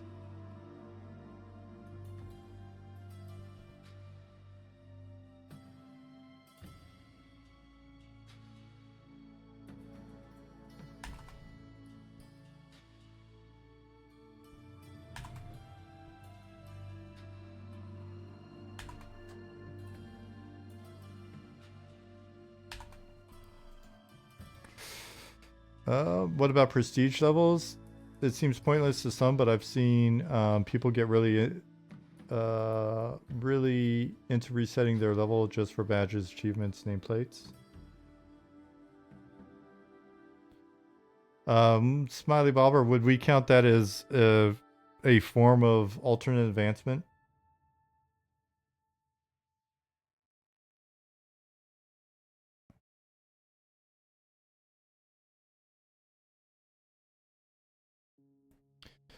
This is an interesting one. I'll catch up in a second, but I do think it's kind of like a. Pineapple said, "Does upgrading / assisting the world itself count as gearing? Dumping materials, questing, etc. to enchant the paving stones in Night Harbor to make everyone run a bit faster around the cities, without even getting into like the specifics of it. I don't know, leveling up or altering the world."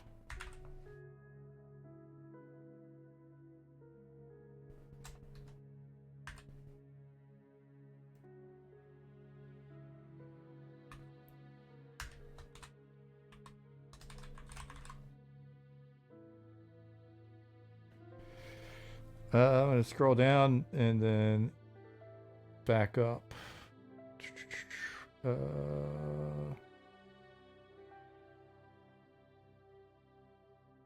McCarran said, "I, again, like the idea of Guild War 2's approach of legendary gear being stupidly hard to acquire for even one item slot, but it just looks cool and basically has no better stats than anything else. It would probably have worked better if they didn't sell cosmetics." Yeah, I mean, and that's the opportunity to do that sort of thing is justification enough not to sell cosmetics. Right, just to be able to provide that in game. Achromatic says, maybe tangential, but is there any existing philosophy around how ubiquitous no drop flags will be for high-end gear, or which types of gear warrant it? I mean, what we discussed today, and this is something Nick can speak to as well in a minute. We try to be as what's the term? We try not to use no drop flags as we try to use them as infrequently as possible. Fucking English is hard. Darton says, "I don't really see value in appearance items so much. However, extremely rare clickies that give a fun effect on your character or group. Playing EverQuest for so many years. To the day I quit, I was still going after different items. So clickies. Yeah, I didn't see... Okay, I thought I saw... Nick comment on that.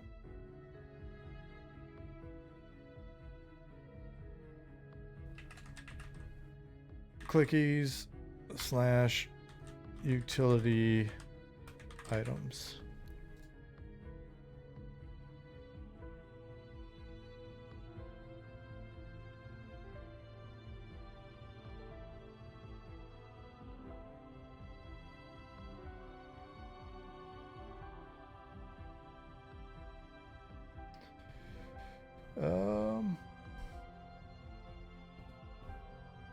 Cool.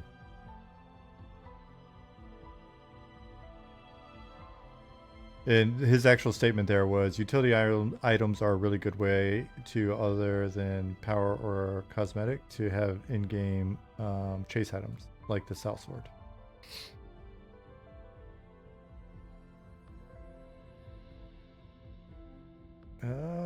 I see Goblin responded. And apologies if this is like a shit way to hold this conversation. I'm not a online streaming brainstorming expert or anything like that. I absolutely do not profess to be one. There are much better game design streamers out there. Go chase down Kevin Jordan or somebody. That's my disclaimer for today.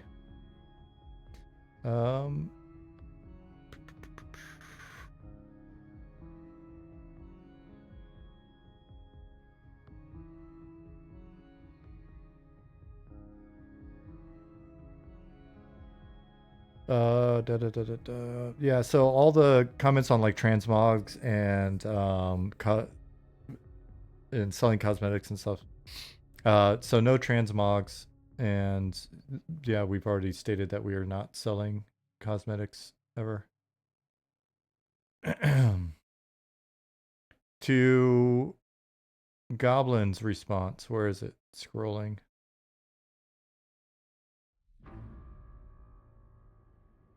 How can I not find it?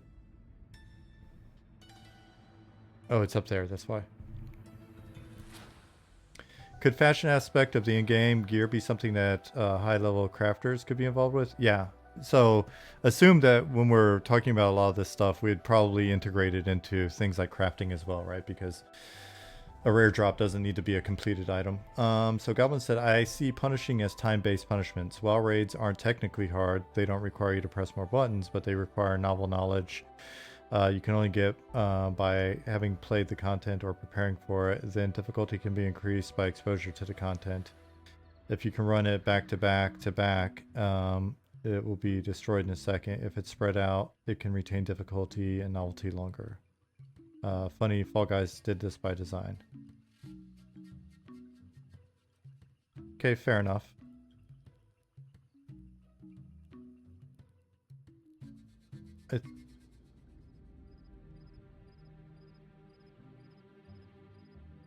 I think when I said technically, if I said technically, I probably meant more mechanically, because I do think there was a lot of reliance on mechanical difficulty as well, though, right? That's part of the game knowledge that needs to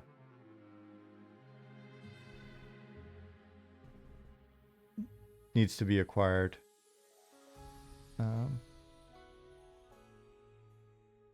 Paul Funk agrees on the clickies. Have you guys considered adding items or pieces of armor that are extremely powerful and only drop one time on purpose? We have, actually. I think it's even on our roadmap. The Notorious one says, Epic's utility items, quests, or raids for higher version of spells like Ancient Ego, raid buffs, etc.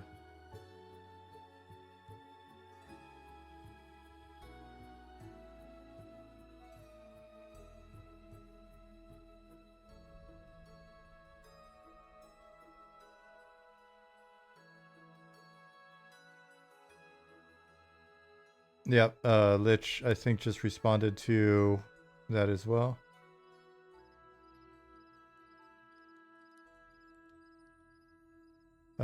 What if at high level we create a system to allow players to play as a monster for a while?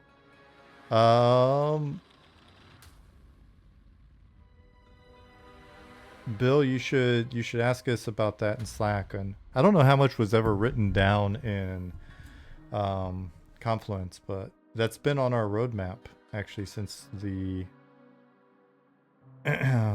since beginning.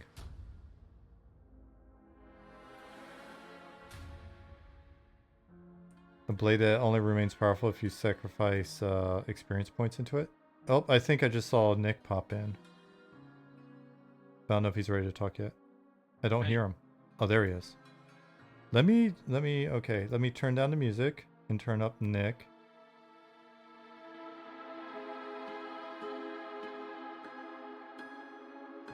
Actually, I don't know if I can turn the music down. I'll try it even lower. And then I've got Nick here.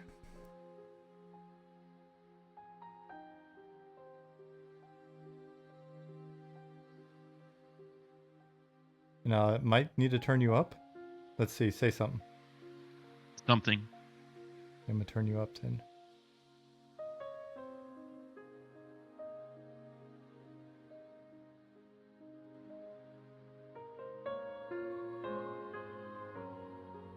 And it looks like the little sound monitoring bars or whatever in Streamlabs just turned off. So you guys let us know if you can hear them.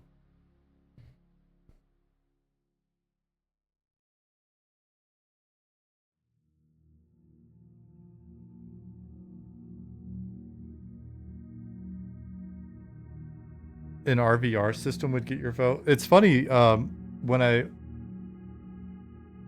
nothing since he said something. I don't think he said anything else. Hello?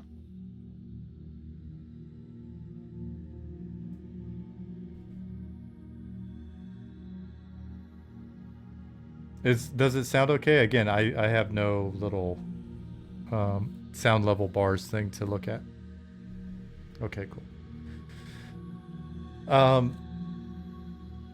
Yeah, in like the early 2000s, PvP was like one of those sort of go-to behind-the-scenes discussions about what should players do at max level. Play an entirely different form of game.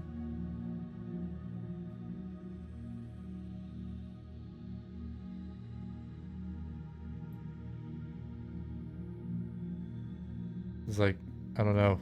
I guess it made sense to people at the time. I think it's a little odd.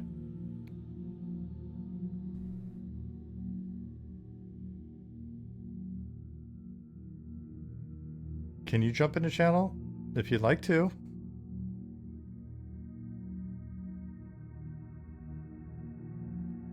I'll have to keep an eye out and then check your sound levels when you get in, Callum.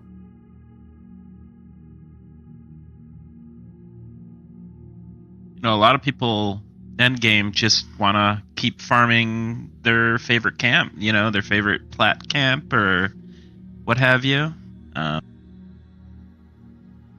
For example, like on P99, people love camping the fungi tunic. People, you know, love camping Drusilla.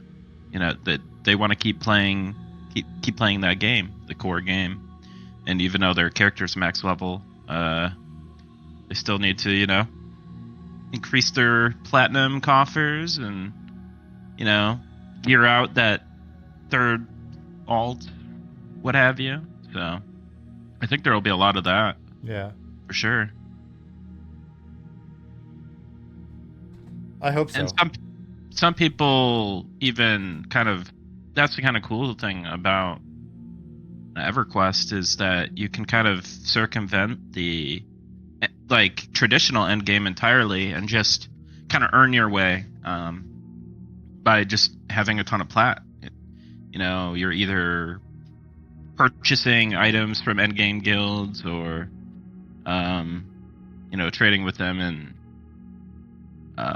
you don't really have to be a raider to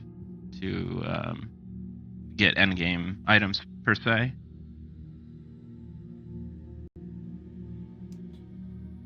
Nick, I'm continuing to adjust your volume levels.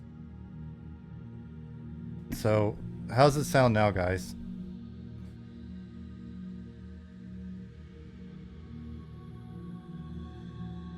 Or as of the last time Nick said something?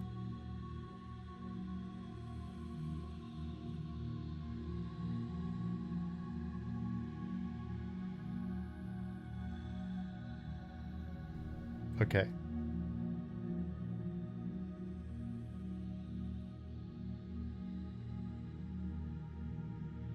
Does this sound good? Yeah, I think so.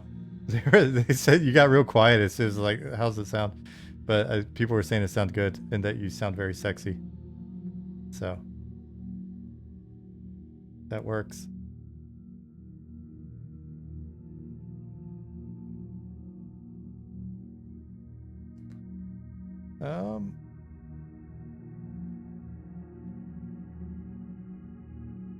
I can't hear you.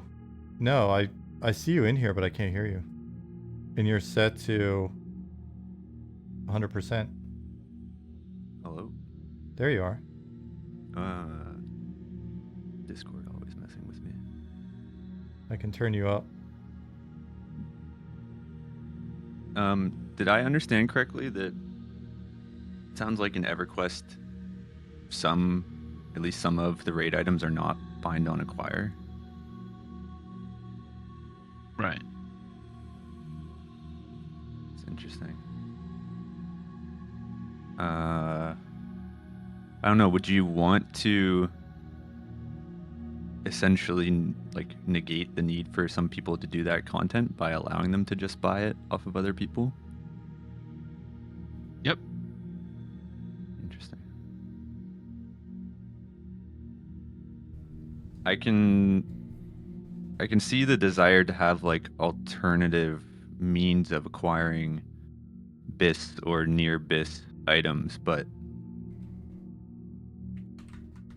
not having to do the content feels a little strange to me, or at least some form of content. I guess you could argue that playing the game to acquire enough currency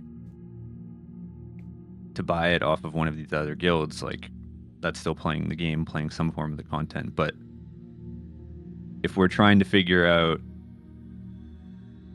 how do we keep endgame interesting, how do we continue to add content to the game, also not add it at a rate that like we run into power creep or that kind of a problem, right? Like if we're allowing players to not do the content and still acquire the items, I don't know. That seems a little strange to me. It's kind of Well, you're still doing content. You're playing the core game. You're earning currency. You're buying items. You know, it's not like everyone in the game is gonna earn their end game items this way. A lot of people are just gonna play the end game. And then there's gonna be certain items that require you to do the content. That doesn't mean the game is completely devoid of any no drop items. So you're gonna be like epic quests or certain drops, or you're gonna have to do the content. The key here is that there's more variety in how you approach the game.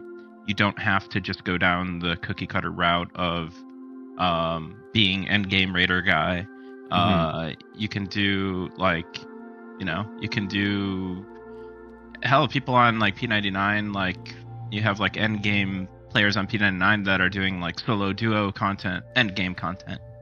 They're getting their characters into like very high end situations and then selling the items from that. So that's another kind of form of end game in a way, is that they're selling these lucrative like quest items or what have you, and then they're earning their way that way. So I think having multiple opportunities and multiple different ways to progress is really important, and that all your BIS shouldn't be just end game raid drops. For sure. Yeah, I wasn't necessarily advocating for that route, like of raid only as the best option. And now thinking back to other games I've played, like you could buy BIS or near BIS items for certain slots off of other players. So I'm kind of conflicted with my own statement that I made earlier, right? Yeah, I don't know. I'll have to think about it more. Yeah, I mean, if the item's that valuable, it's also not necessarily something that's, unless I'm mistaken, it's not necessarily one, that common, and two, something that people are looking to get rid of. A lot of that stuff may float around within a guild or be intentionally sort of kept out of others' possessions. Right? Made you look. That's me as well. Like, I don't. When I was playing P99 a couple of years ago, I was in the top raid guild, and I didn't have a lot of time outside of like raiding to like farm plat camps and do all these other kind of lucrative end game activities. I just kind of logged in for the raids. I did the raids. I geared that way, and got the social experience of playing with friends, playing in a guild, and what have you. So it's not that we don't want that or look down on that type of gameplay, the cookie cutter raider route. It's just that if you really want to maximize your gameplay experience, we want you to be able to maximize your gameplay experience in many different ways. So that one way of playing the end game is the is not the end all be all. So, I had a very stacked character, but it could have been even more stacked if I had more time to play and engage in different ways to play the game. But I just focused on raid logging essentially, and yeah.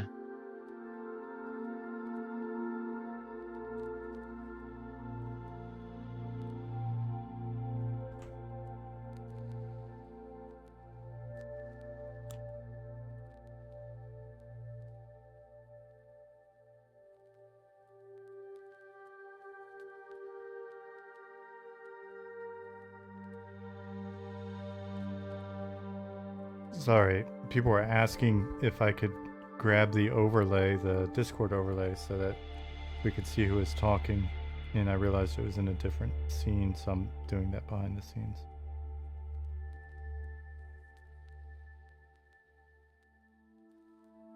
That was me. That was Nick. There we go. Got it now.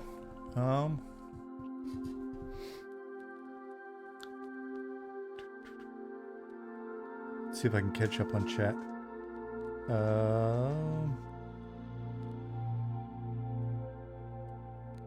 First says another thing to take from pen and paper and single player RPGs is leaning into benefits of getting a new game by making new choices. When you can swap factions and they have no memory of your mass murdering them for best in slot or whatever nice item, you remove that.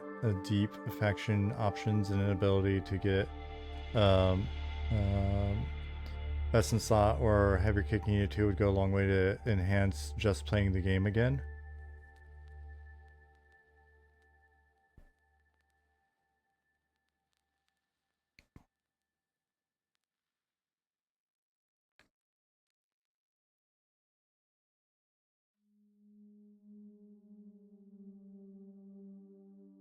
Yeah, I guess that would have to be something where the I mean, because you lose the value of the people that like to just grind that stuff. I mean, fiction aside of whether or not they should remember you, you still have to go through the effort of grinding through that to be able to get to the other faction to be able to do the other content, which honestly is allowing for that sort of agency as opposed to just saying sorry you've got to restart your character. I don't know, I think that being forgiven in that way is not necessarily a bad thing.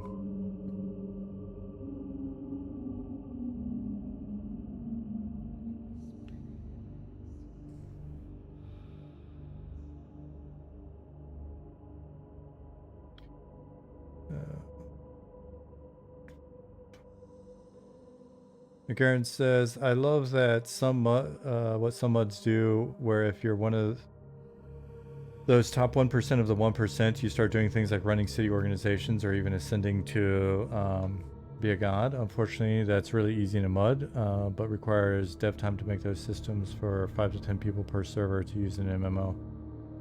I guess an MMO would only be practical if somehow the dev time spent on those systems drastically enhanced the world experience for everyone else on the server.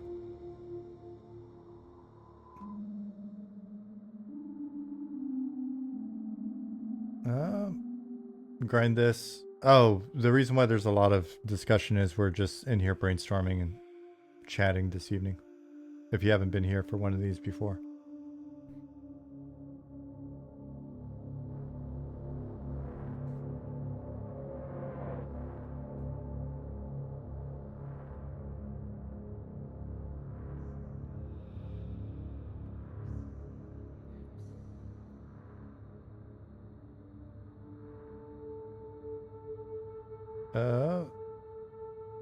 Let's see.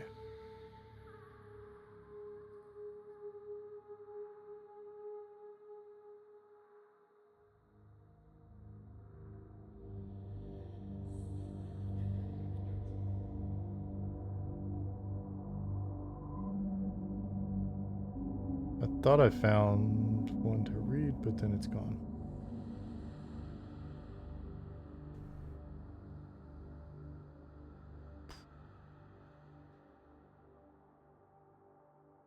Kenji asked, Um, if we have the content with gear, we have content with gear drops, but if you get the gear, what now? You used to have an easier time farming for money and experience. Many people nowadays get an item and then they are done. I think that that goes back to the question of is that all the content that's there, right? The expectation set up earlier seems to be that even if we've got a max level, there's a continued flow of new content, and then that content is balanced against the availability of the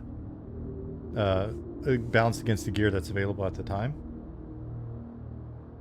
So I mean, I guess you could opt to farm existing content, but there would still be forward progression, right?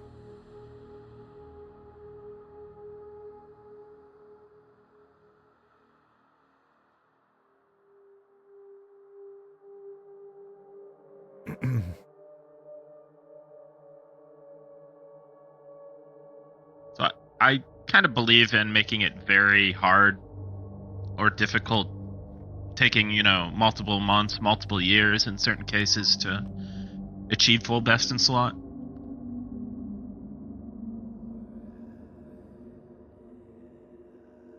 What's the what do you see as the primary deterrent for that? Is it drop rate? Is it the number of people that are competing for the same items, or It's definitely drop rate influenced, and it's definitely competition influenced. If you look at P99, like how many years are people like trying to get their Vulak items? And then how many additional years are they trying to get those same items for their alt? Like it's gonna take a while, and that loot table is very large, and sometimes you won't see the like certain drop for a while. So that's definitely part of it. Um,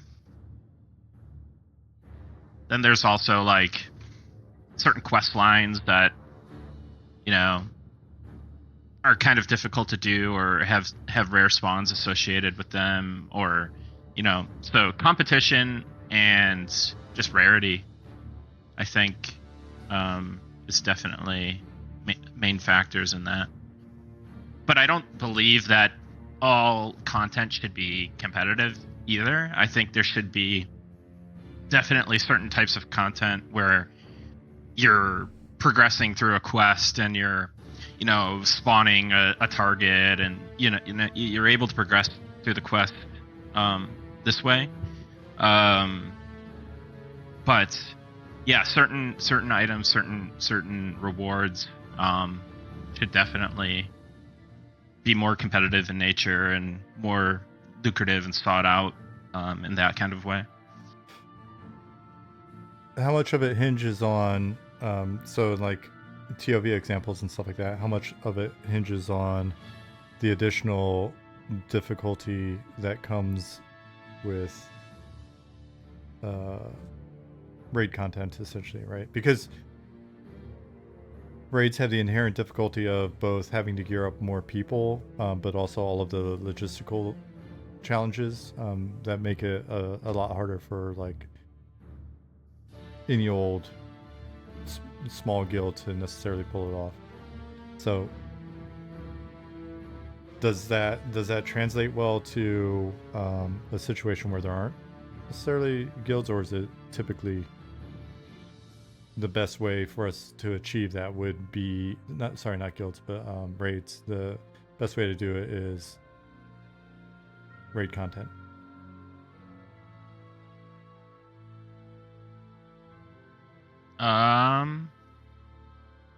It doesn't always have to be traditional raid content, if I'm understanding your question correctly. I don't think it necessarily always has to be traditional raid content, but definitely the more cooperation you have, the more flexible and or powerful your guild is. Like, it's definitely going to help for sure. And in a world with limited resources, those types of organizations are always going to have the leg up. And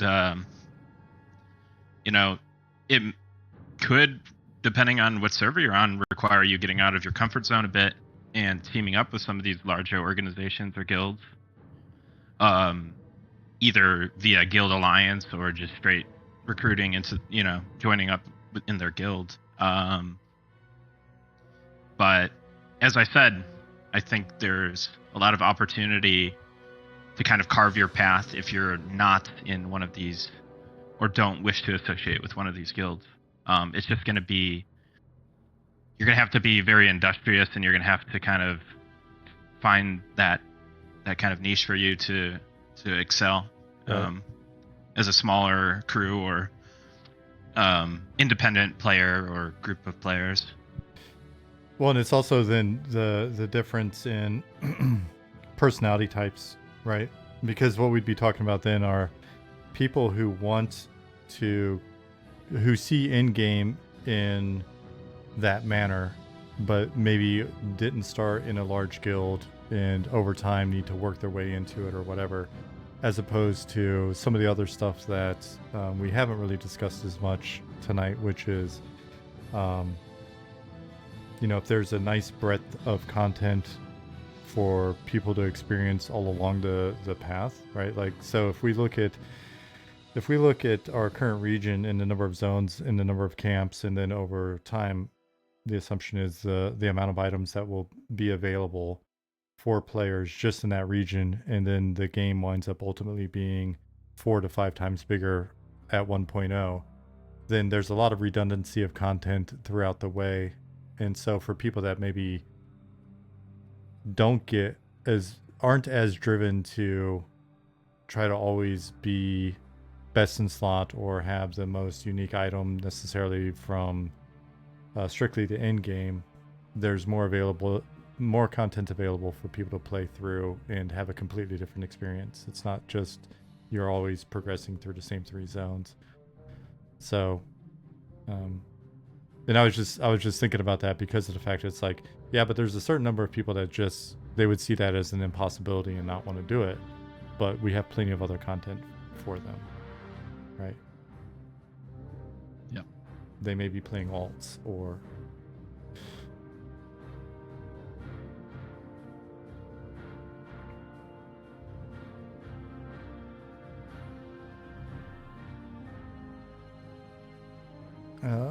Lich said epics weren't all raid content. You can one group stuff and KL for similar gear to the TOV gear. You can also do 99% of the ring war quests solo or in a group.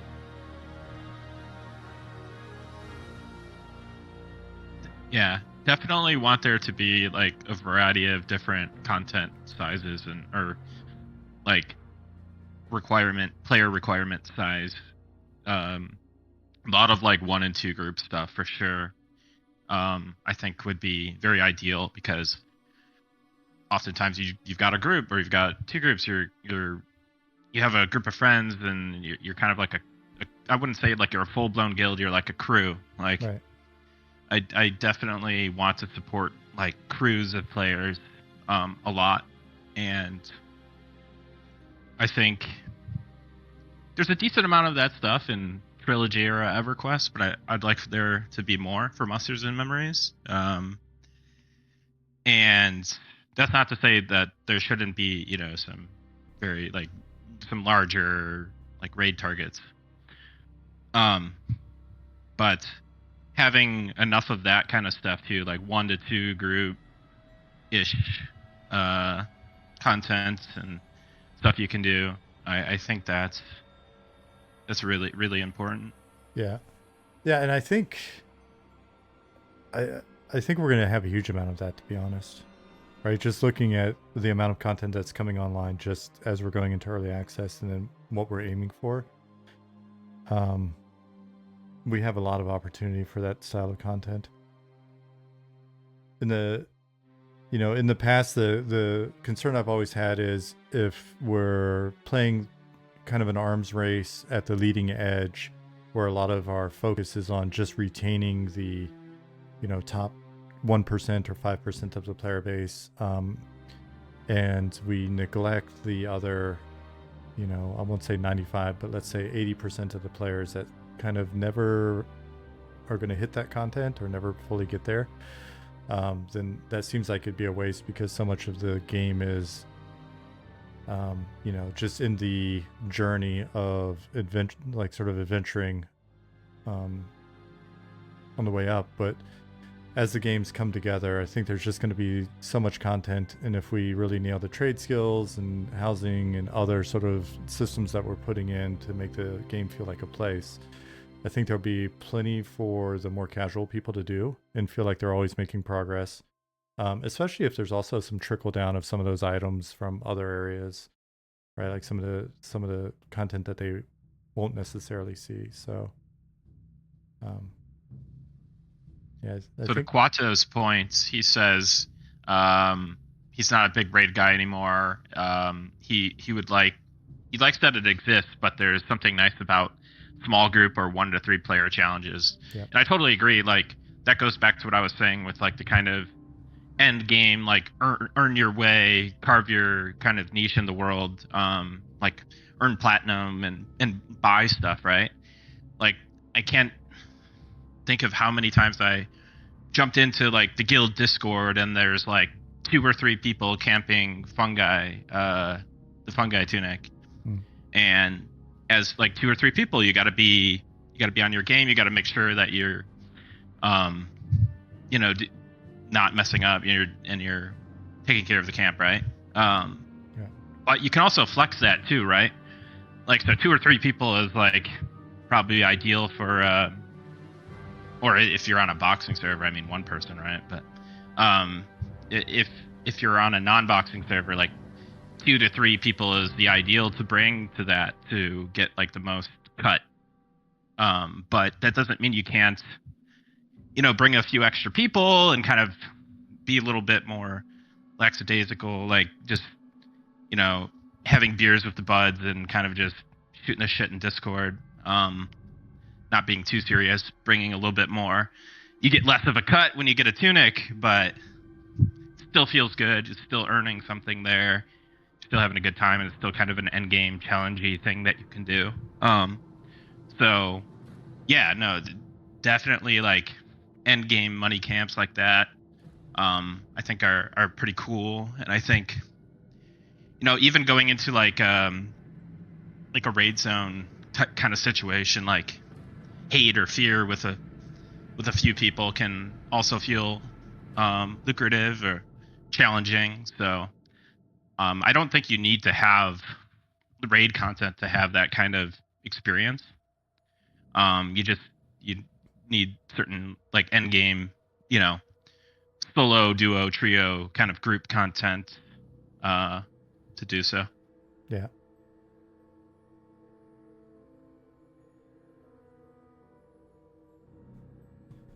It's interesting, the ability to just be kind of in a different tier, or be in an elite tier in that case, and then come back and play the existing content in a different way is actually really cool as well, right? Like it's really rewarding feeling, um, to know that you're capable of doing that. So there's sort of an inherent, you know, intrinsic reward to that type of play as well.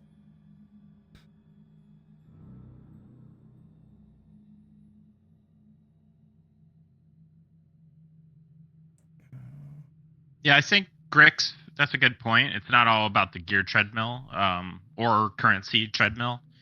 Um, you know, I think with Monsters and Memories, because we have other systems that we're leaning into, I think there's going to be like other cool end game, like chase things that you could do. Like, again, you mentioned like housing decor and unique titles and stuff like that. Definitely. We mentioned the whole unlocking race class combos. That's going to feel really special for, you know, the first few people to unlock that, and you know, going around as that race class combo and nobody else has. That, you know, mounts. I know in WoW, mounts farming is a thing that people enjoy. So maybe there's some of that here with our mount system. I'm not sure. And then yeah, housing stuff. I haven't really played many. I haven't played many MMOs with housing. But I imagine that there's some kind of endgame chase stuff that you could do for that as well. For sure, yeah. That was one of the I tried to mention it earlier in the chat. In Lord of the Rings, you could get same as you would get cool mount drops in WoW, you would get housing decoration drops. And so walking past the guild house of the first guild to kill the Balrog and seeing the Balrog skull out front, right? Like it's just another way for that person or group to show off. Now, was that every time you killed the Balrog, or only the first time? I believe when it first came out, it was like just a regular loot table % chance, and over time they've turned it into like now every time it drops, so that everybody can get it, right? I would personally choose the former, right? But they eventually expanded it to like a whole range of like, okay, you get a small, let's say from like a sub boss, you get a token and saying I killed this sub boss, and you can put that in your house, and everyone can get that. But the actual, I don't know, cool things, for whatever definition of cool, right? Like the Balrog head, like that's a rare drop, obviously, and even killing the boss is harder too, right? So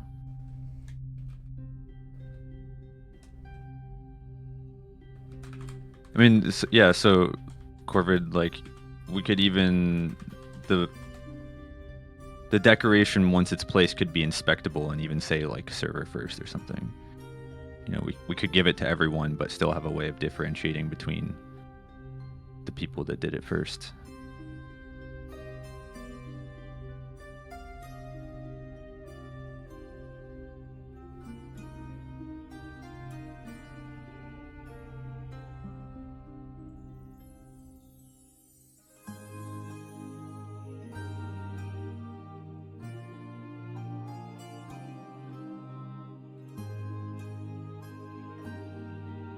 Has there been any mention of trade skill related content for max level beyond grinding materials for crafted gear, like events for some fun rewards such as fishing tournament, mount racing? I guess those things don't have to be exclusively max level, but maybe it's held within a high level zone or rotates between zones with exclusive rewards from the zone it's held in. I think that's Dula. That's probably an inevitability as these systems go in, just because it's such fun, and to be honest, probably relatively easy content for us to do that doesn't have a huge impact on the rest of the game, right? So it's not like a necessarily something that we're rebalancing the game against or whatever. It's not a system that impacts the overall game. We've talked about war efforts in the past. Nick was just mentioning like mounts. And then one of the things that we'll be looking at with our trade skills, especially now that we've got someone that we can just focus on trade skills, and we've got a pretty wide variety of weird trade skills, is that we can have some interesting sort of like horizontal opportunities with those various skills and stuff, right? So and that may be a way for us to deliver certain content. So yeah, absolutely. And it doesn't always just need to be like farming mats or looking for rare mats or whatever.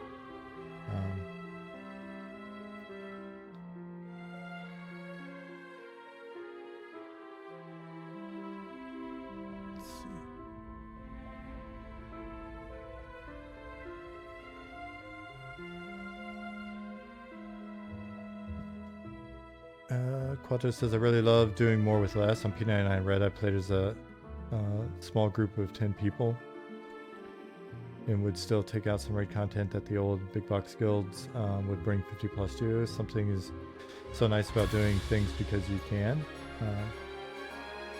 Sure, they have the right, have to go right, but I'm crazy enough to try. Why not? Yeah, I mean, a lot of that EverQuest raid content was doable by far less, but when you brought competition into the equation, like more is just gonna help you do things easier and more efficiently. sometimes less efficiently, depending on who all you've got, right? But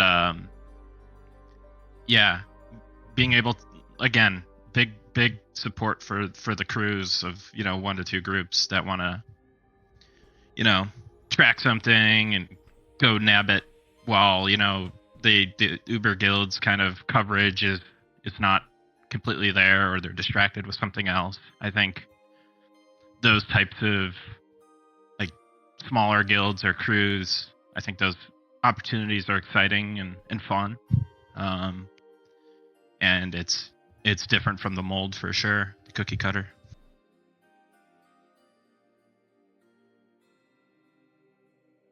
I didn't intentionally turn the music off because you said it was your favorite. It was getting very epic, and in my headphones, I was having trouble hearing Nick, and I got afraid that you guys weren't going to be able to hear Nick, so I went to turn it down, and there was only one. It only went off. It didn't go down any further. So I was not trying to pull the music out from under you. I was trying to make sure that you could hear Nick. I swear my intention was good, not evil.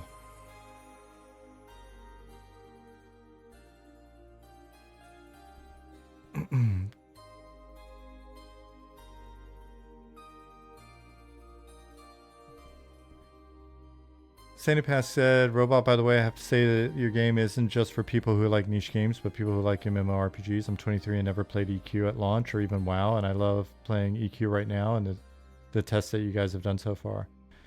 That's great to hear.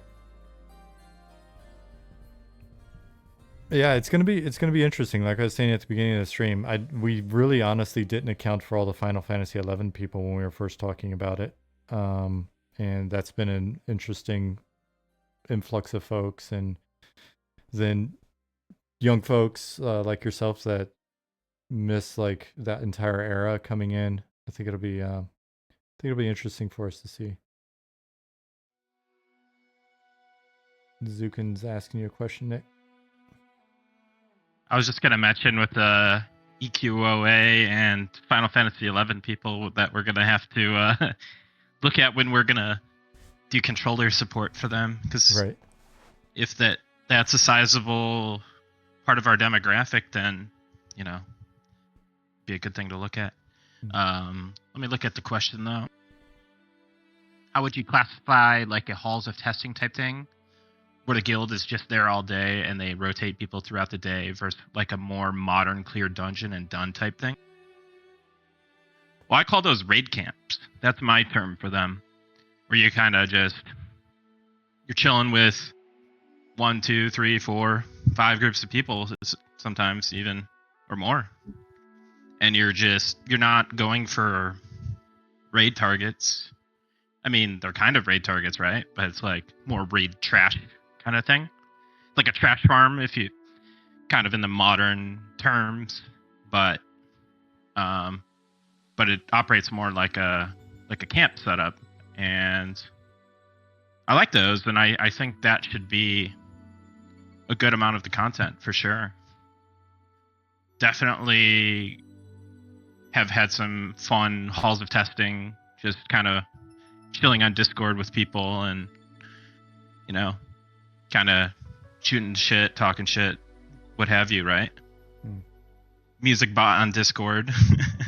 It's fun. It's a social thing. It's kind of an extension of the base game in the raid format, right? So you're camping something, but you have more people with you. I think that's fun. I think there should be a good amount of content like that. Yeah. I mean, that's been a big part of the discussion with regards to expeditions, right? Oh yeah, definitely with expeditions for sure. Not saying it's exclusive to that, but that's definitely been a part of the expeditions. Yeah. Oh yeah.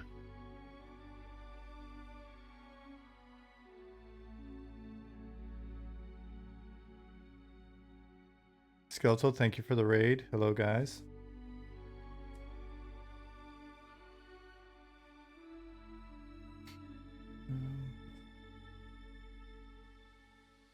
Jericho asked, "What exactly are expeditions?" Do you want to take that, Nick? Uh, Or I'll let you handle that one. okay, But I'll chime in. I'll chime in. okay. So when we've talked about expeditions, what we've discussed to date, and it's going to be one of those things that once we get them in, we're playing with them. Naturally, we'll iterate and we'll kind of get the right. We'll see if the concept on paper holds up in game and if it's fun. But the idea was expeditions are essentially it's it's an extension of that concept of, remember the idea of like what was it to get into hate? Was it blue diamonds, or there's a component cost basically to get into Hate stones, right? was it hate stones? I thought for some reason it was like just Mulligan's Soulstone of Inaruk. okay. And so the idea was, could we leverage some of the systems that we have, things like how we're handling ships in travel. Diamond and blue diamonds were planar to start. Yeah, I thought it back in the day. Okay, so we're both right. The idea was, let me see if I can make this more concise. The idea was, could we use the systems that we have to create an opportunity for guilds or groups of individuals that wanted to collaborate together to invest in basically getting over to a chunk of content that would be in a way finite, because you've got to get there, you've got to get your winnings back, and that content would then be something that feels a bit more like what we were just talking about with regards to the multi-group sort of like raid camps and things of that nature, along with actual multi-group targets, right? So you're investing up front, you're going on this expedition, you're going to this unique place, and then you're setting up shop for a while to be able to gather stuff up and bring your earnings back. Now, it's not like a shit. Now I'm thinking, I'm spacing on the it's not extraction. No, it's just you go over there, you load up your ship, you come back, right? Or you load up your wagons, you come back, because you've got finite carrying capacity. When I say unique place, what does that mean? Not unique in like, it's still a public place. It's just say you're traveling to a faraway island, right? That anybody that wants to get to that island has to make that same investment to get there. It's not procedurally generated. It's part of the world. It just costs, it costs you to get there and get back. Well, yeah, it's like Britain, but less scary.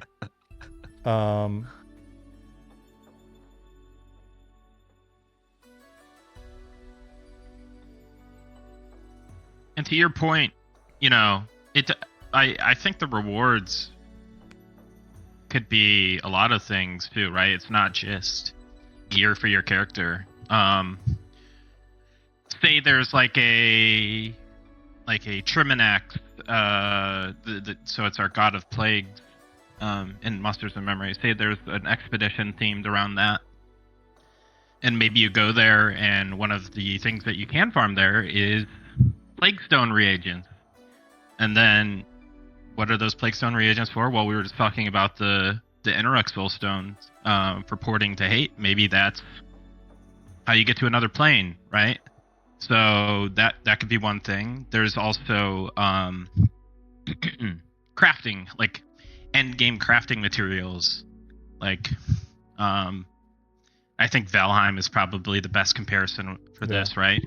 There's like, maybe you have to farm dark iron on some island, right? And then you have to actually transport that back to land. You can't gate or port with it back. You have to actually bring it back by ship because it's so heavy. It's got like no teleport flags on it and stuff. And hell, you may even have to be at one of these expeditions to process or craft an item. Maybe there's like a black anvil, or a special crafting station that you can only get at that location. Yeah. And everything that's described there, honestly, those are sort of like content decisions utilizing existing systems, right? It's not like a weird pie in the sky crazy thing. It's just sort of how we organize that content. I think probably the most unique thing would be, and even that's not crazy, is if we're saying it's an island in this example, like getting the ship there, or the idea of the ship, right? But we're already building that stuff in. We're using. So when you look at the tech that we've invested in, like our mounts, and our mounts have inventory slots, and we can define what kind of bags they can have and what that carrying capacity is and all that stuff. We can build that into then like ships. And so we're doing that with this in mind, right? So we're talking about pack animals, and we're talking about mounts, and we're getting that stuff in. You probably saw it in an update, like the mount inventory and things. And the fact that mounts can die, right? So maybe your ship can die while you're out there. That would be bad. And so like all of that's built into one of our existing systems that we can then port over to a concept like a hired ship. Like Yushu is saying, like even if you don't like actually control the ship, you hire it. It costs you a fair amount to hire the ship, but the ship also provides a certain amount of inventory. You're loading stuff onto that ship to take it back using pack animals that you take with you, or carts that you take with you, right? So it's really just taking these little systems that we have, and then building the expeditions out of them. It's not like we've got we need a whole bunch of new tech to be able to do this. Yeah. So expeditions are kind of planes. Expeditions will feel like planes, but it doesn't preclude actual planes, if that makes sense. Incredible, thank you for the follow. Did that make sense? It should have made sense. I feel like that made sense. I think it made sense.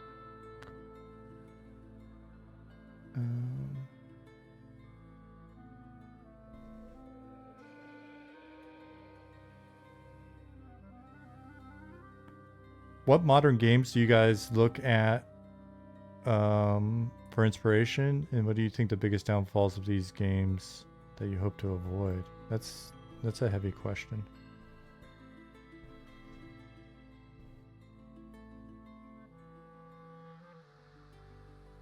Mostly when I look at more modern games, or even like WoW Classic, right? It's not very modern anymore. But usually I look for stuff that is usable in the context of an old school game we're creating. I'm not looking to like bring modern feeling things in, like from like a whole like gameplay loop perspective, more just like kind of like maybe not. And even with ability design, you got to be careful, right? Like you don't want to go too modern on ability design, but for example, like our discipline abilities feel more like, like defensive and offensive cooldowns from like classic WoW, or different various eras of WoW, as opposed to like the more really restrictive like 40-minute cooldown, shared cooldown with every discipline in the game kind of thing that EverQuest was. So it's mostly for stuff like that, more so than completely changing the paradigm of the game.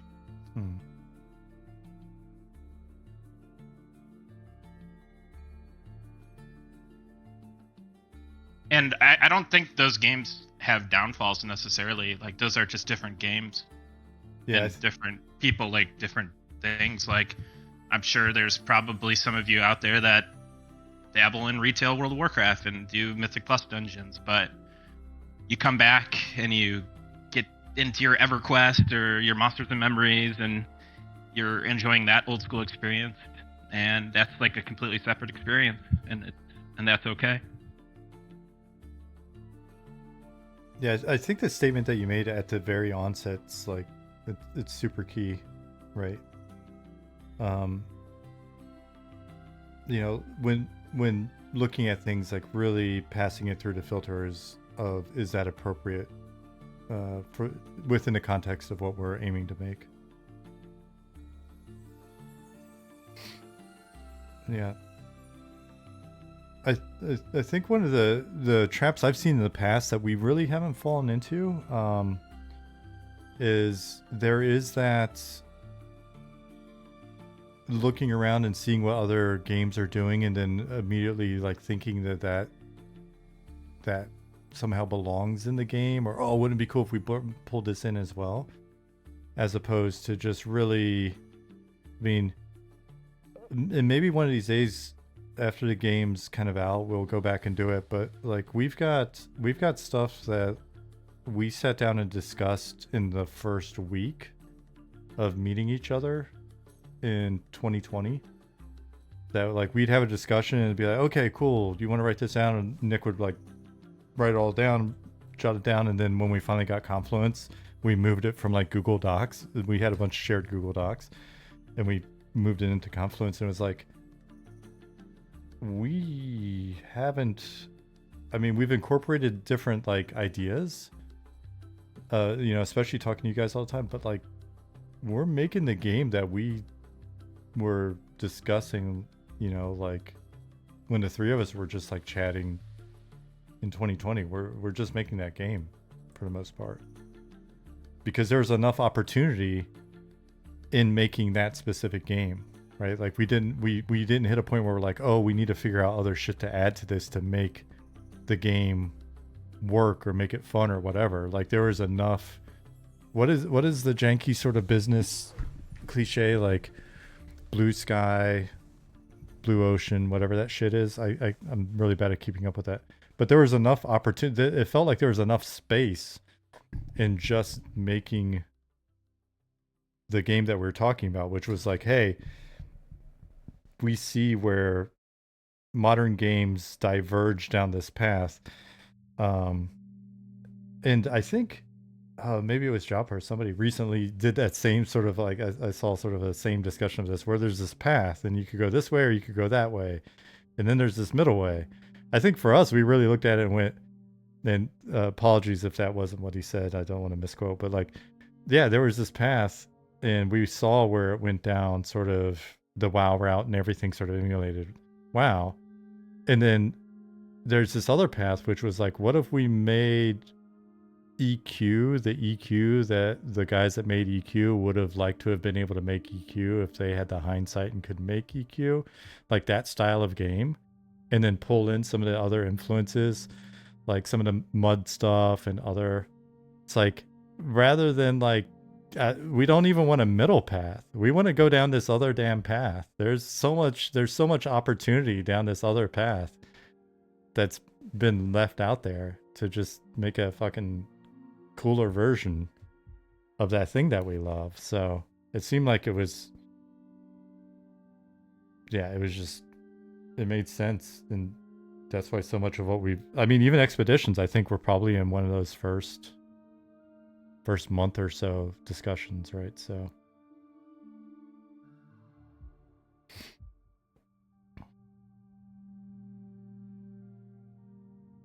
if it works, I guess we can pat ourselves on the back or something.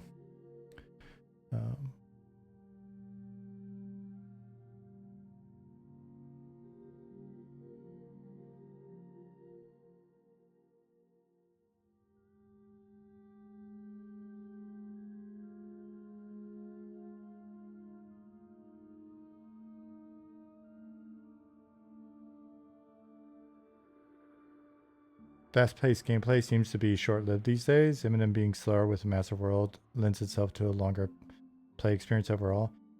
I mean, it's a very different experience. I think we've talked about that in the past, right? I think just the impact that it has on your mental state's a different experience. But I think it's also, it's a bit more forgiving for people of like sort of different skill levels, or you know, I think EQ was a good game that you could like, you know, bring your significant other into, or play with like one of your parents, or your much younger sibling, or whatever. There's like this interesting range there. I'm not saying other games necessarily preclude that, but I do think games that are more mechanically taxing or more mechanically challenging, like action games, or games where the intensity just feels much higher, you know, then it starts to be intimidating to people, or you've got to move around a bunch, and it's like a lot of people are not good with like spatial navigation. It's actually very challenging. That's one of the things that many people said they liked about Earth and Beyond back in the day, was like it was a space game, but it was on a plane pretty much, right? So it was easier for a lot of different people to play. So I think that'll also hopefully work to our advantage. Your mom and dad played EQ together. It's what got you into it when you were around 9 or 10. That's awesome. Yeah, at fanfares, we would meet like 3 generations of family members all playing together pretty frequently. The Incredible. Sorry, I was going to just answer his question. I mean, I don't really want to answer for you because you were there, but I think that EverQuest was definitely limited by the technology in terms of making, you know, MMO and the gameplay. But since it existed and was so, you know, influential on people, and just such an enjoyable experience for so many people, now that there's a demographic of people that long for that type of gameplay, even though it was more constrained in certain ways, that being constrained in that way created a cool experience that people want to play again, and in different, more updated formats for sure. But I definitely think it was limited by technology in certain ways. Yeah. It's interesting the constraints that it did have, though. When we kicked off the project, we actually leaned into some of those constraints, and like, so EverQuest was the first game development like tool that I used as a designer, and then over the years, either working on MMOs or being like a producer of a team that was working on MMOs, I saw a lot of other tools. And it's interesting because EverQuest's constraints at the time made for a really simple, very powerful tool that was really great for MMOs. And I've seen a lot of like MMOs try to use more modern, like crazy visual scripting systems, like back in the day when it was Matinee and Kismet and then Blueprints and things like that. Like they kind of get lost in the mix and forget like what they're making and the simplicity, like what kind of enjoyable content you can make that's relatively simple from a development side. And so is the tool good at making that? Is that tool good at operating at scale and shit like that? So I think that's pretty cool. I think one of the big things that also limited EQ at the time is we have 26 years of hindsight. Like, you got to realize EverQuest was doing a lot of stuff for the first time, or even if it wasn't necessarily the first time, it was doing it for the first time as the number one MMO in the West, right? So when I got there, it was growing. When I was on the team, EQ was the WoW of its time, but just WoW was such an incredible game and so huge and became so mainstream that it's easy to forget that EQ was what it was, right? And the thing was, it was so fast paced and it was such a chaotic period for the company and for the industry, that, you know, one of the other big limiters of EQ is just the production environment, right? We didn't have anything to emulate necessarily. Whereas WoW could come behind and take the things they liked about EverQuest and improve on them and see the mistakes and try to avoid them. But EQ really didn't have that. So we were trying a lot of shit for the first time, and some of it good, some of it bad. But the thing that we have, like I was literally thinking about this earlier today. I was thinking about our team and I was thinking about the origin of it. And one of the things that's like such a benefit to us is I look at it like this. I've been working on MMOs since I got into games in 2000. Like this has basically been my career, my adult career. But I've only been working on them. And then we've got like Nick, who has just played the shit out of MMOs for that same length of time, right? Like, you know, basically he's one of you guys when we talk. Sorry to talk about you while you're here, Nick, but like he's one of these, you guys like grew up on MMOs and has so much game knowledge, right? And then Ollie is also that way. And then Ollie also had, you know, like I think it, I hope I'm not like misstating it or whatever, but Ollie's been working in the emulate, you know, like working on emulators, EQ emulators and other emulators for, you know, as long as any senior programmer that I'd work with in the industry, right? So he's got all that experience. And working on games doesn't necessarily, there are blind spots that come from working on games because so much of your time is spent working on the games. And so like many of you, and definitely, you know, like within our team, Nick and a lot of the other guys on the team have played more EQ than I've played EQ for sure, right? Like, and played these games a lot more. And so just because I like worked on it doesn't mean that I was digesting it in the same way as other people. So I think one of the things that we've been able to do with this team is bring all of those together. And that means that sometimes we don't fully align and we have to work through that and work it out and figure out how to align.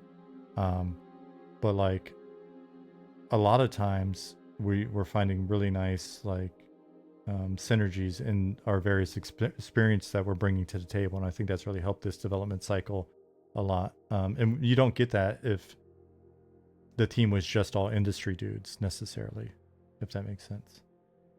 So anyway, hopefully that was an answer to at least one question.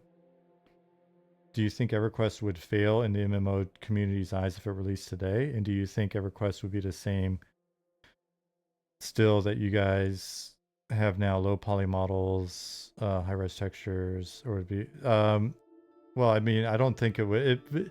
It would be hard for it to be self-referential if it didn't exist before, right?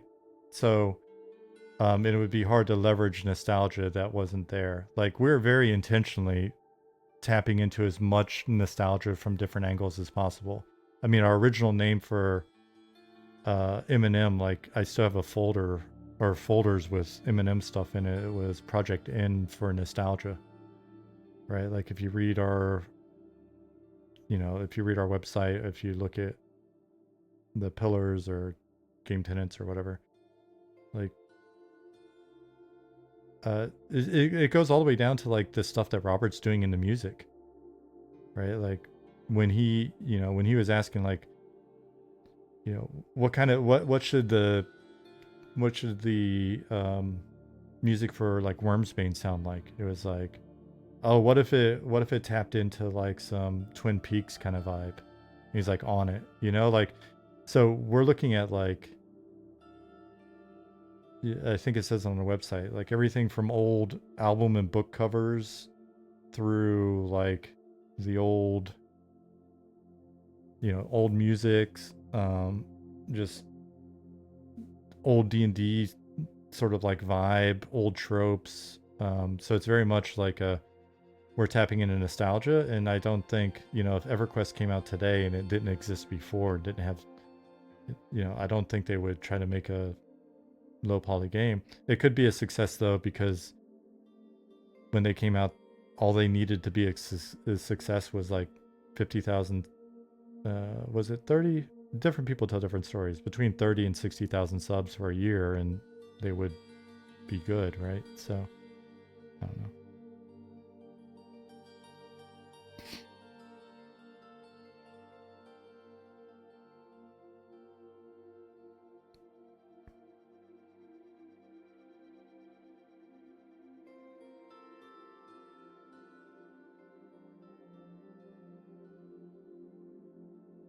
Number of subs relative to team size is also a big change.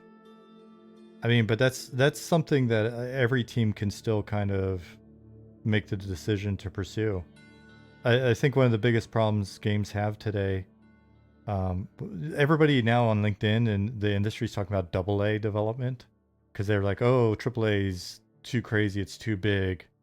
AA development, and then they're complaining they're not getting the same level of investment in AA development. I think the challenge is everybody's looking to spend, you know, millions and millions in order to make tens of millions, and I think sometimes you've got to just kind of go all the way back to scratch and see, can we just make something small that's worthwhile that we can grow in a smart way like any other business.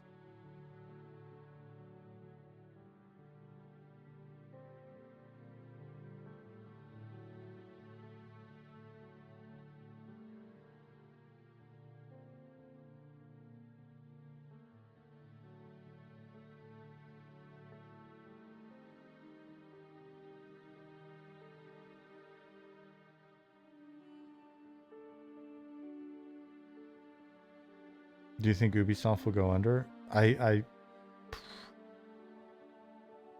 be honest, like, I don't fully understand the machinations of like public companies and bankers. Like, I have no idea. I mean, a company like that over time will, you know, dude.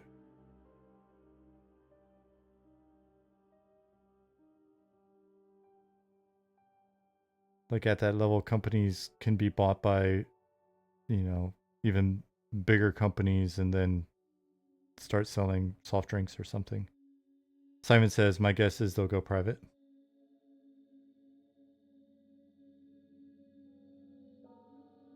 That's going to be very expensive.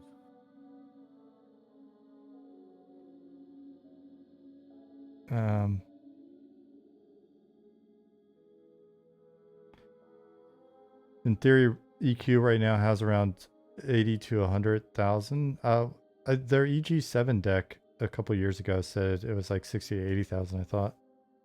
You say they're not doing well. I don't know if that's because Net Global is greedy or something, but there's no telling. I mean, only they know where they're allocating money. I can say in my experience, though, it's very rare for flagship games, even if they're paying all the bills, to get the support that they deserve. A lot of times, and I'm not saying that's happening there, but a lot of times in my experience, the game that's making all the money is paying for the fact that the other teams aren't making money, and it's very frustrating when you're on those teams, especially when you have to compromise yourself in order to hit like the company's goals as opposed to team's goals. I've had to be that producer before, where it's, hey, the company needs to hit this amount of money this quarter. You guys are good at making money. Make more money. And we're like, we don't want to screw our players over. Well, you need to make more money, right? And that's where you see a lot of this cosmetics shit and like a lot of microtransactions, games that are free to play or games that have like microtransactions and cosmetics and other stuff in them. When you see like ridiculous things being added, it's because oftentimes they're not just paying their own bills, they're paying their bills and they're paying for the other like maybe 2 or 3 games that are also helping to support the whole company if it's like a big portfolio. And if game number 2 has a bad quarter or game number 2 and 3 are off, then game number 1 needs to find even more money. And when you're in those meetings, that is your job as a producer. Find more money this quarter. And you'll work with, you know, your business intelligence department or whomever to find ways to like, oh, this thing sold really well before, let's sell this other thing, or let's fucking staple some ears on that horse, and you know, or a horn on that horse, and it's a unicorn now, right? And it just and that's kind of the business. But what is not happening behind the scenes is that team is not being properly supported, and that team's often you know, there because they love that project, and they don't necessarily want to do the things that they're doing. They would love to be making like the best version of that game. And again, I'm not talking about EG7. I'm just saying in general. And so it's very demoralizing for the team.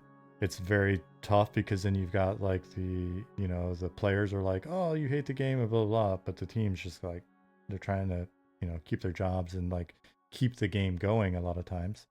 And then a lot of, I don't think I've ever worked in a live environment where when you're on one of those teams, you have not been strung along by the company saying, just keep doing this for a little bit longer and start working on the next version of this game.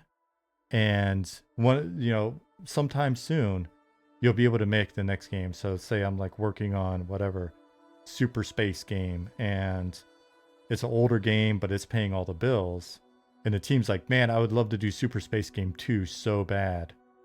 Right. And so the people that are there, like I said, a lot of them are really there because they're passionate about that first game. And the company's like, oh, yeah. As soon as we get over this hump or whatever, we'll spin up Super Space Game 2 for you guys. And that shit rarely happens. So it's a tough industry, man.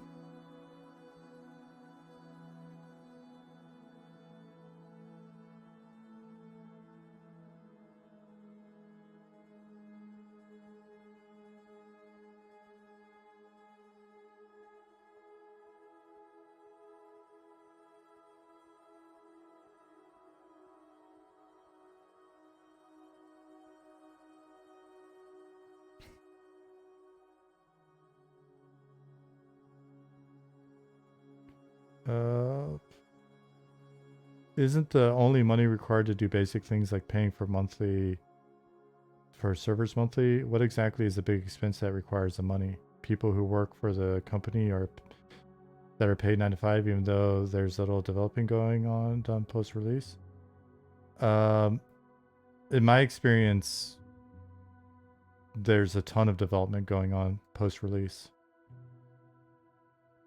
I mean, if it's a like game that ships and is done, like if it's God of War 1 or something, I guess, right? Like, but if you're doing a live operations game, you've got a lot that's factored into your monthly operating expenses or your overall operating expenses, but yeah, stuff like server costs will go into that.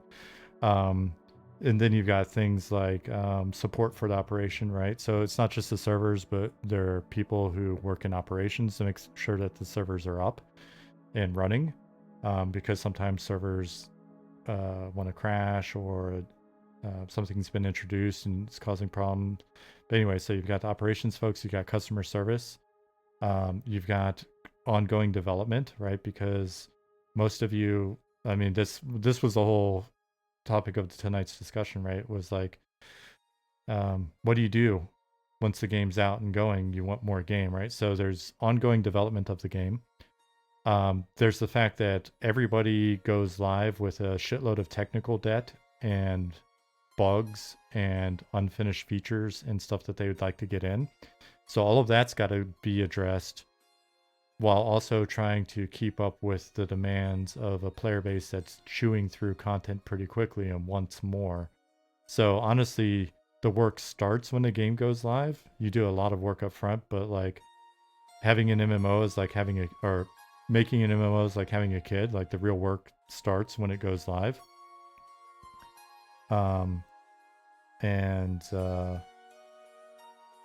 Yeah, so that's where all the money goes, and people are expensive. and having a lot of people is very expensive. But the bulk of your production costs for a lot of teams is the bulk of your operating expenses is naturally your developers. Sorry for all the questions. Swear this is the last one, but with the gaming industry being so large compared to the movie industry, do you think more regulation should be in place, either by external bodies or government ones? No. The last thing you want is external bodies or governments getting involved. I've worked with one game company in my career that had an actual union because it was a German company, and they were once 1,100 people, and then they laid off like 700 people, and then they were back at 500 people when I was there. They had an internal union called a works council.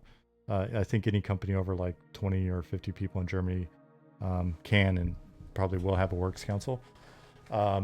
It did not make the company better by any stretch of the imagination. It made it harder to fire people that should have been fired. It was extremely just political. It was goofy. So yeah, it's a brutal business, and and I can find a ton of like different horror stories, and I've been a part of them, but just adding more bureaucracy and bullshit and regulations on top of it's not going to fix it. What'll fix it is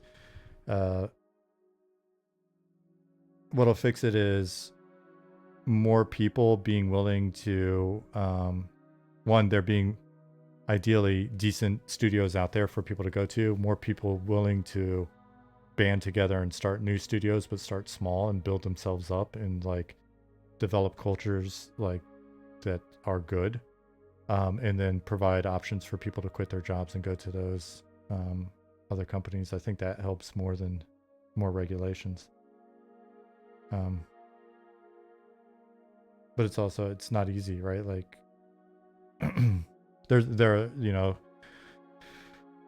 I've been in the position where you're in a very horrible position work-wise, but I also didn't want to like move and sell my house and all this other stuff, so I just sat there and suffered.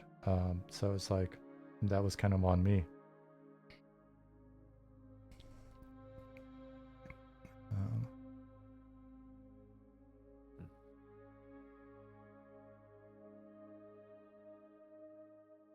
Doesn't it sound like they need to bring back subscription-based MMOs? With all these expenses, it sounds like it's the only reasonable thing to do. That is why we're a subscription-based MMO. Yeah, I mean, there's a reason the rest of the software industry is software as a service and not licensing anymore, right?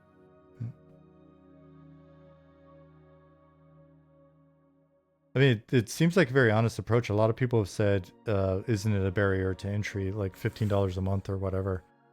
But it's like, it's $15 a month, but it's not $70 up front, right? So if you don't like it after the first month, then you don't have to, then you're not required to pay the next $15. But if every month you feel like you're getting $15 worth of value from us, then I think it's very fair. And in exchange for that, what we're doing is not providing microtransactions. We're not screwing you in any weird way. We're not. It's just it's a very honest relationship. 15 seems so little. I think when we go into EA, a lot of people will be saying it feels like so much. But maybe over time that'll balance out. Any thoughts on a reduced sub cost for $5, but you only get one character slot?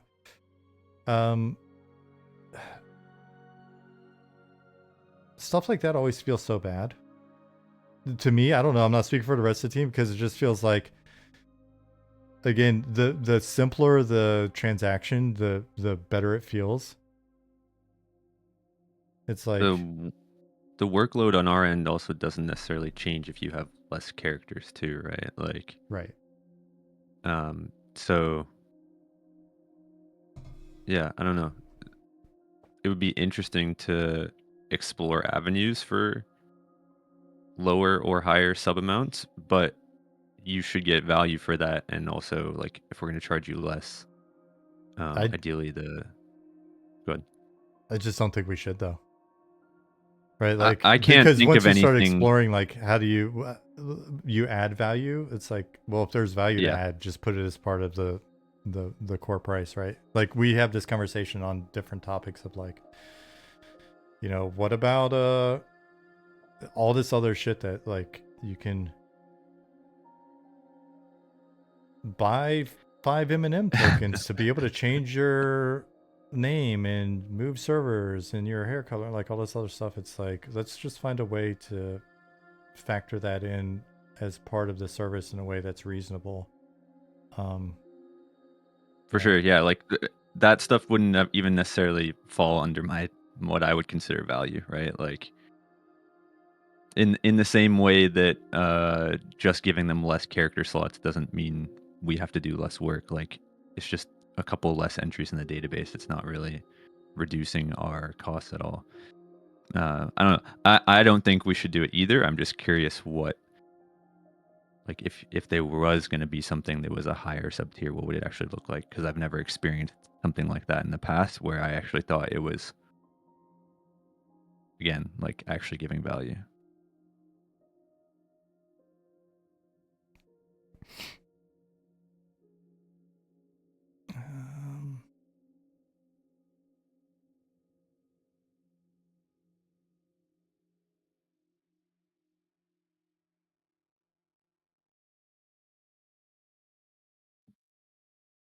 Brad B says lurking but loving the discussion, worked in games for 15-ish years before moving to another more stable-ish industry. Good to hear everyone's thoughts here. Yeah, back in the day, like IGDA put out a survey and it was like the average sort of amount of time that developers stayed in the industry was like 6 years. And then they'd bounce and get like less stressful jobs. Do you fear with your game that it will become that the sub will die down when people run through content and no players online equals dead game, like happened to other games in the past? Don't really fear it because it is a thing that can happen and to some degree will always happen. We can plan for it. We can do things like earlier in the conversation we were talking about team size and stuff. Don't overcommit your money when times are good, so that then you're in a shitty situation when times kind of go down, right? Like if there's an oscillation, if there's sort of like, I mean, some games just grow linearly for, you know, the last company I was at had linear growth for like 10 years because it started very small and just always kind of grew. But the reality is one of the things that we're going to do is show you our numbers and you know, be very open about what's going on, because what you'll see is like we'll come out and maybe it goes up, and then if it starts to decay, we can explain to you what we think is going on there, right? Like, oh, we think it's people ran out of content here, or people weren't happy with this, or these are the retention issues we're having, and these are the things that we're going to try to do to fix them. And then you can watch and see whether or not the fixes work, right?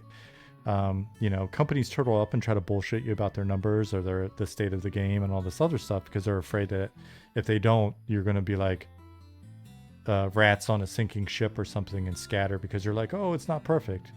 Well, if you've been watching us develop this thing for the last 4 years, it's never perfect. It's never been perfect. Like, but in just being honest with you, we can kind of show you, here's our plan. This is what we're going to do. And I think I'm personally not worried about that because how we're handling like, you know, our approach to staffing, how we're looking at sort of how we budget for things, how we're doing our operating expenses projections relative to various revenue scenarios, all of that stuff accounts for these possibilities. And we've always had very, very humble targets.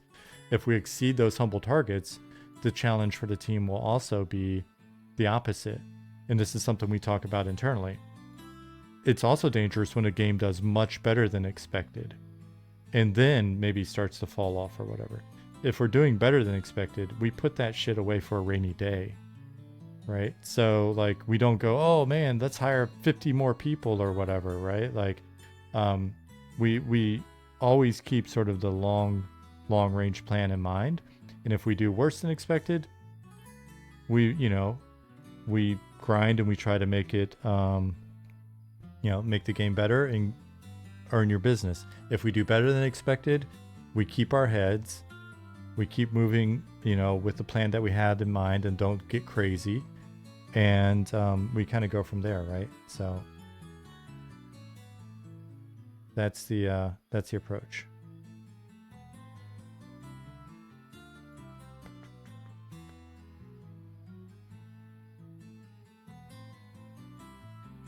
Coming up to back to this, at what point would the game close down? If I was the only person playing, could I still play?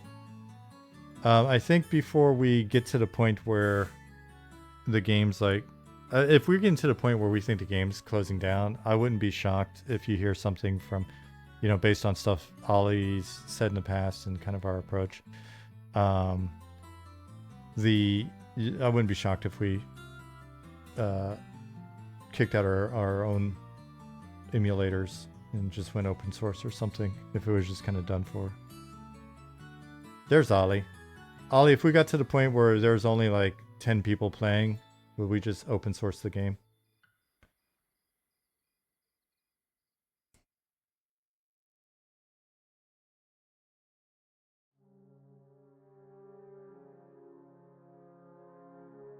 But again, if there are only 10 people playing, would you even care?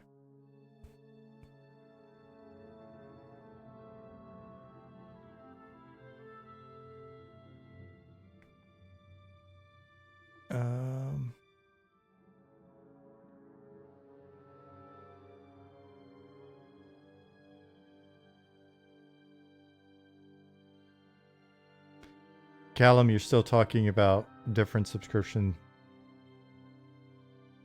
prices. Trying to respond to people that are asking more about it. Before anybody gets this idea in their head, we have one subscription price. That is all we've discussed. We've discussed the possibility at different points of potentially having a slightly lower subscription price and a tip jar. But I don't know. We'll definitely let you know well in advance if we've ever had substantive discussions on tiered subscriptions and what they are, but we haven't. Just well, so we've discussed it, and the answer was no. Yeah, I was about to say, like, just so nobody freaks out. We've already discussed this one. Yeah. Because on paper, like, whatever games do, they're kind of like freemium thing, and sell character slots or sell bank slots or whatever. It's like it's just not us, really. It's just not how we want to handle it, and yeah. So yeah, buy your friends a gift sub. That's our unique thing. You thought you liked gift subs on Twitch, but wait till you have MM gift subs. We've just got to. We'll work that out so it's not a weird chrono workaround. But Stefan asked, "How do you sustain now before revenue is coming in?" Just curious. The entire team volunteers their time. The game is being made by a team of people who are working on this game in their spare time, and we're paying all of the expenses out of pocket. So, and if you're curious about those expenses, you can find them on our website. Actually, we break all of that stuff down.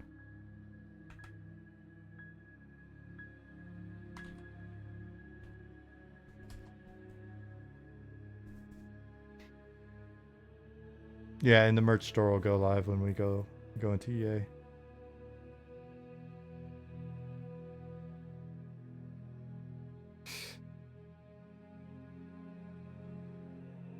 All right, guys. It's 11 o'clock, and I feel like I've been blabbing too much here at the end. So probably in a good spot to wrap up. Probably. Is there somebody that we should raid, or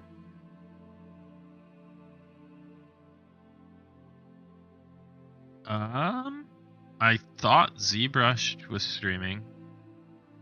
If that's Yeah, the only one. we could raid Zach.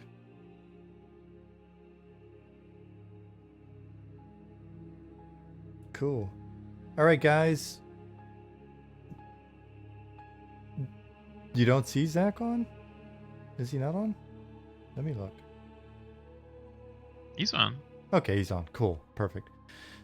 Guys, rather than go through everybody's name and thank you for being here tonight, I will just say thanks. It was a very fun conversation. Hopefully it was good. I enjoyed it. You know, didn't use the whiteboard very much or whatever, but it was fun, like, just seeing what you guys had to say, and it was super nice to have you guys on, Nick and Callum. Sure. It's always nice to join the stream, talk to chat. Please continue to monitor in-game discussion on Discord, everybody. I'm sure there'll be more discussion in Discord. If you are not a member of our Discord, then you can wait for my stream deck to actually catch up, and there we go. Cool, guys. Have a great rest of your weekend, and I will be streaming normal time on Wednesday, I believe. Yeah. Next week I'm still here, but then I'll be gone the week of the 17th because my wife's taking me away for my birthday. So cool. Let's raid Zach, and then we'll be out of here. So search ZBrush. Boom. Then we'll start the raid.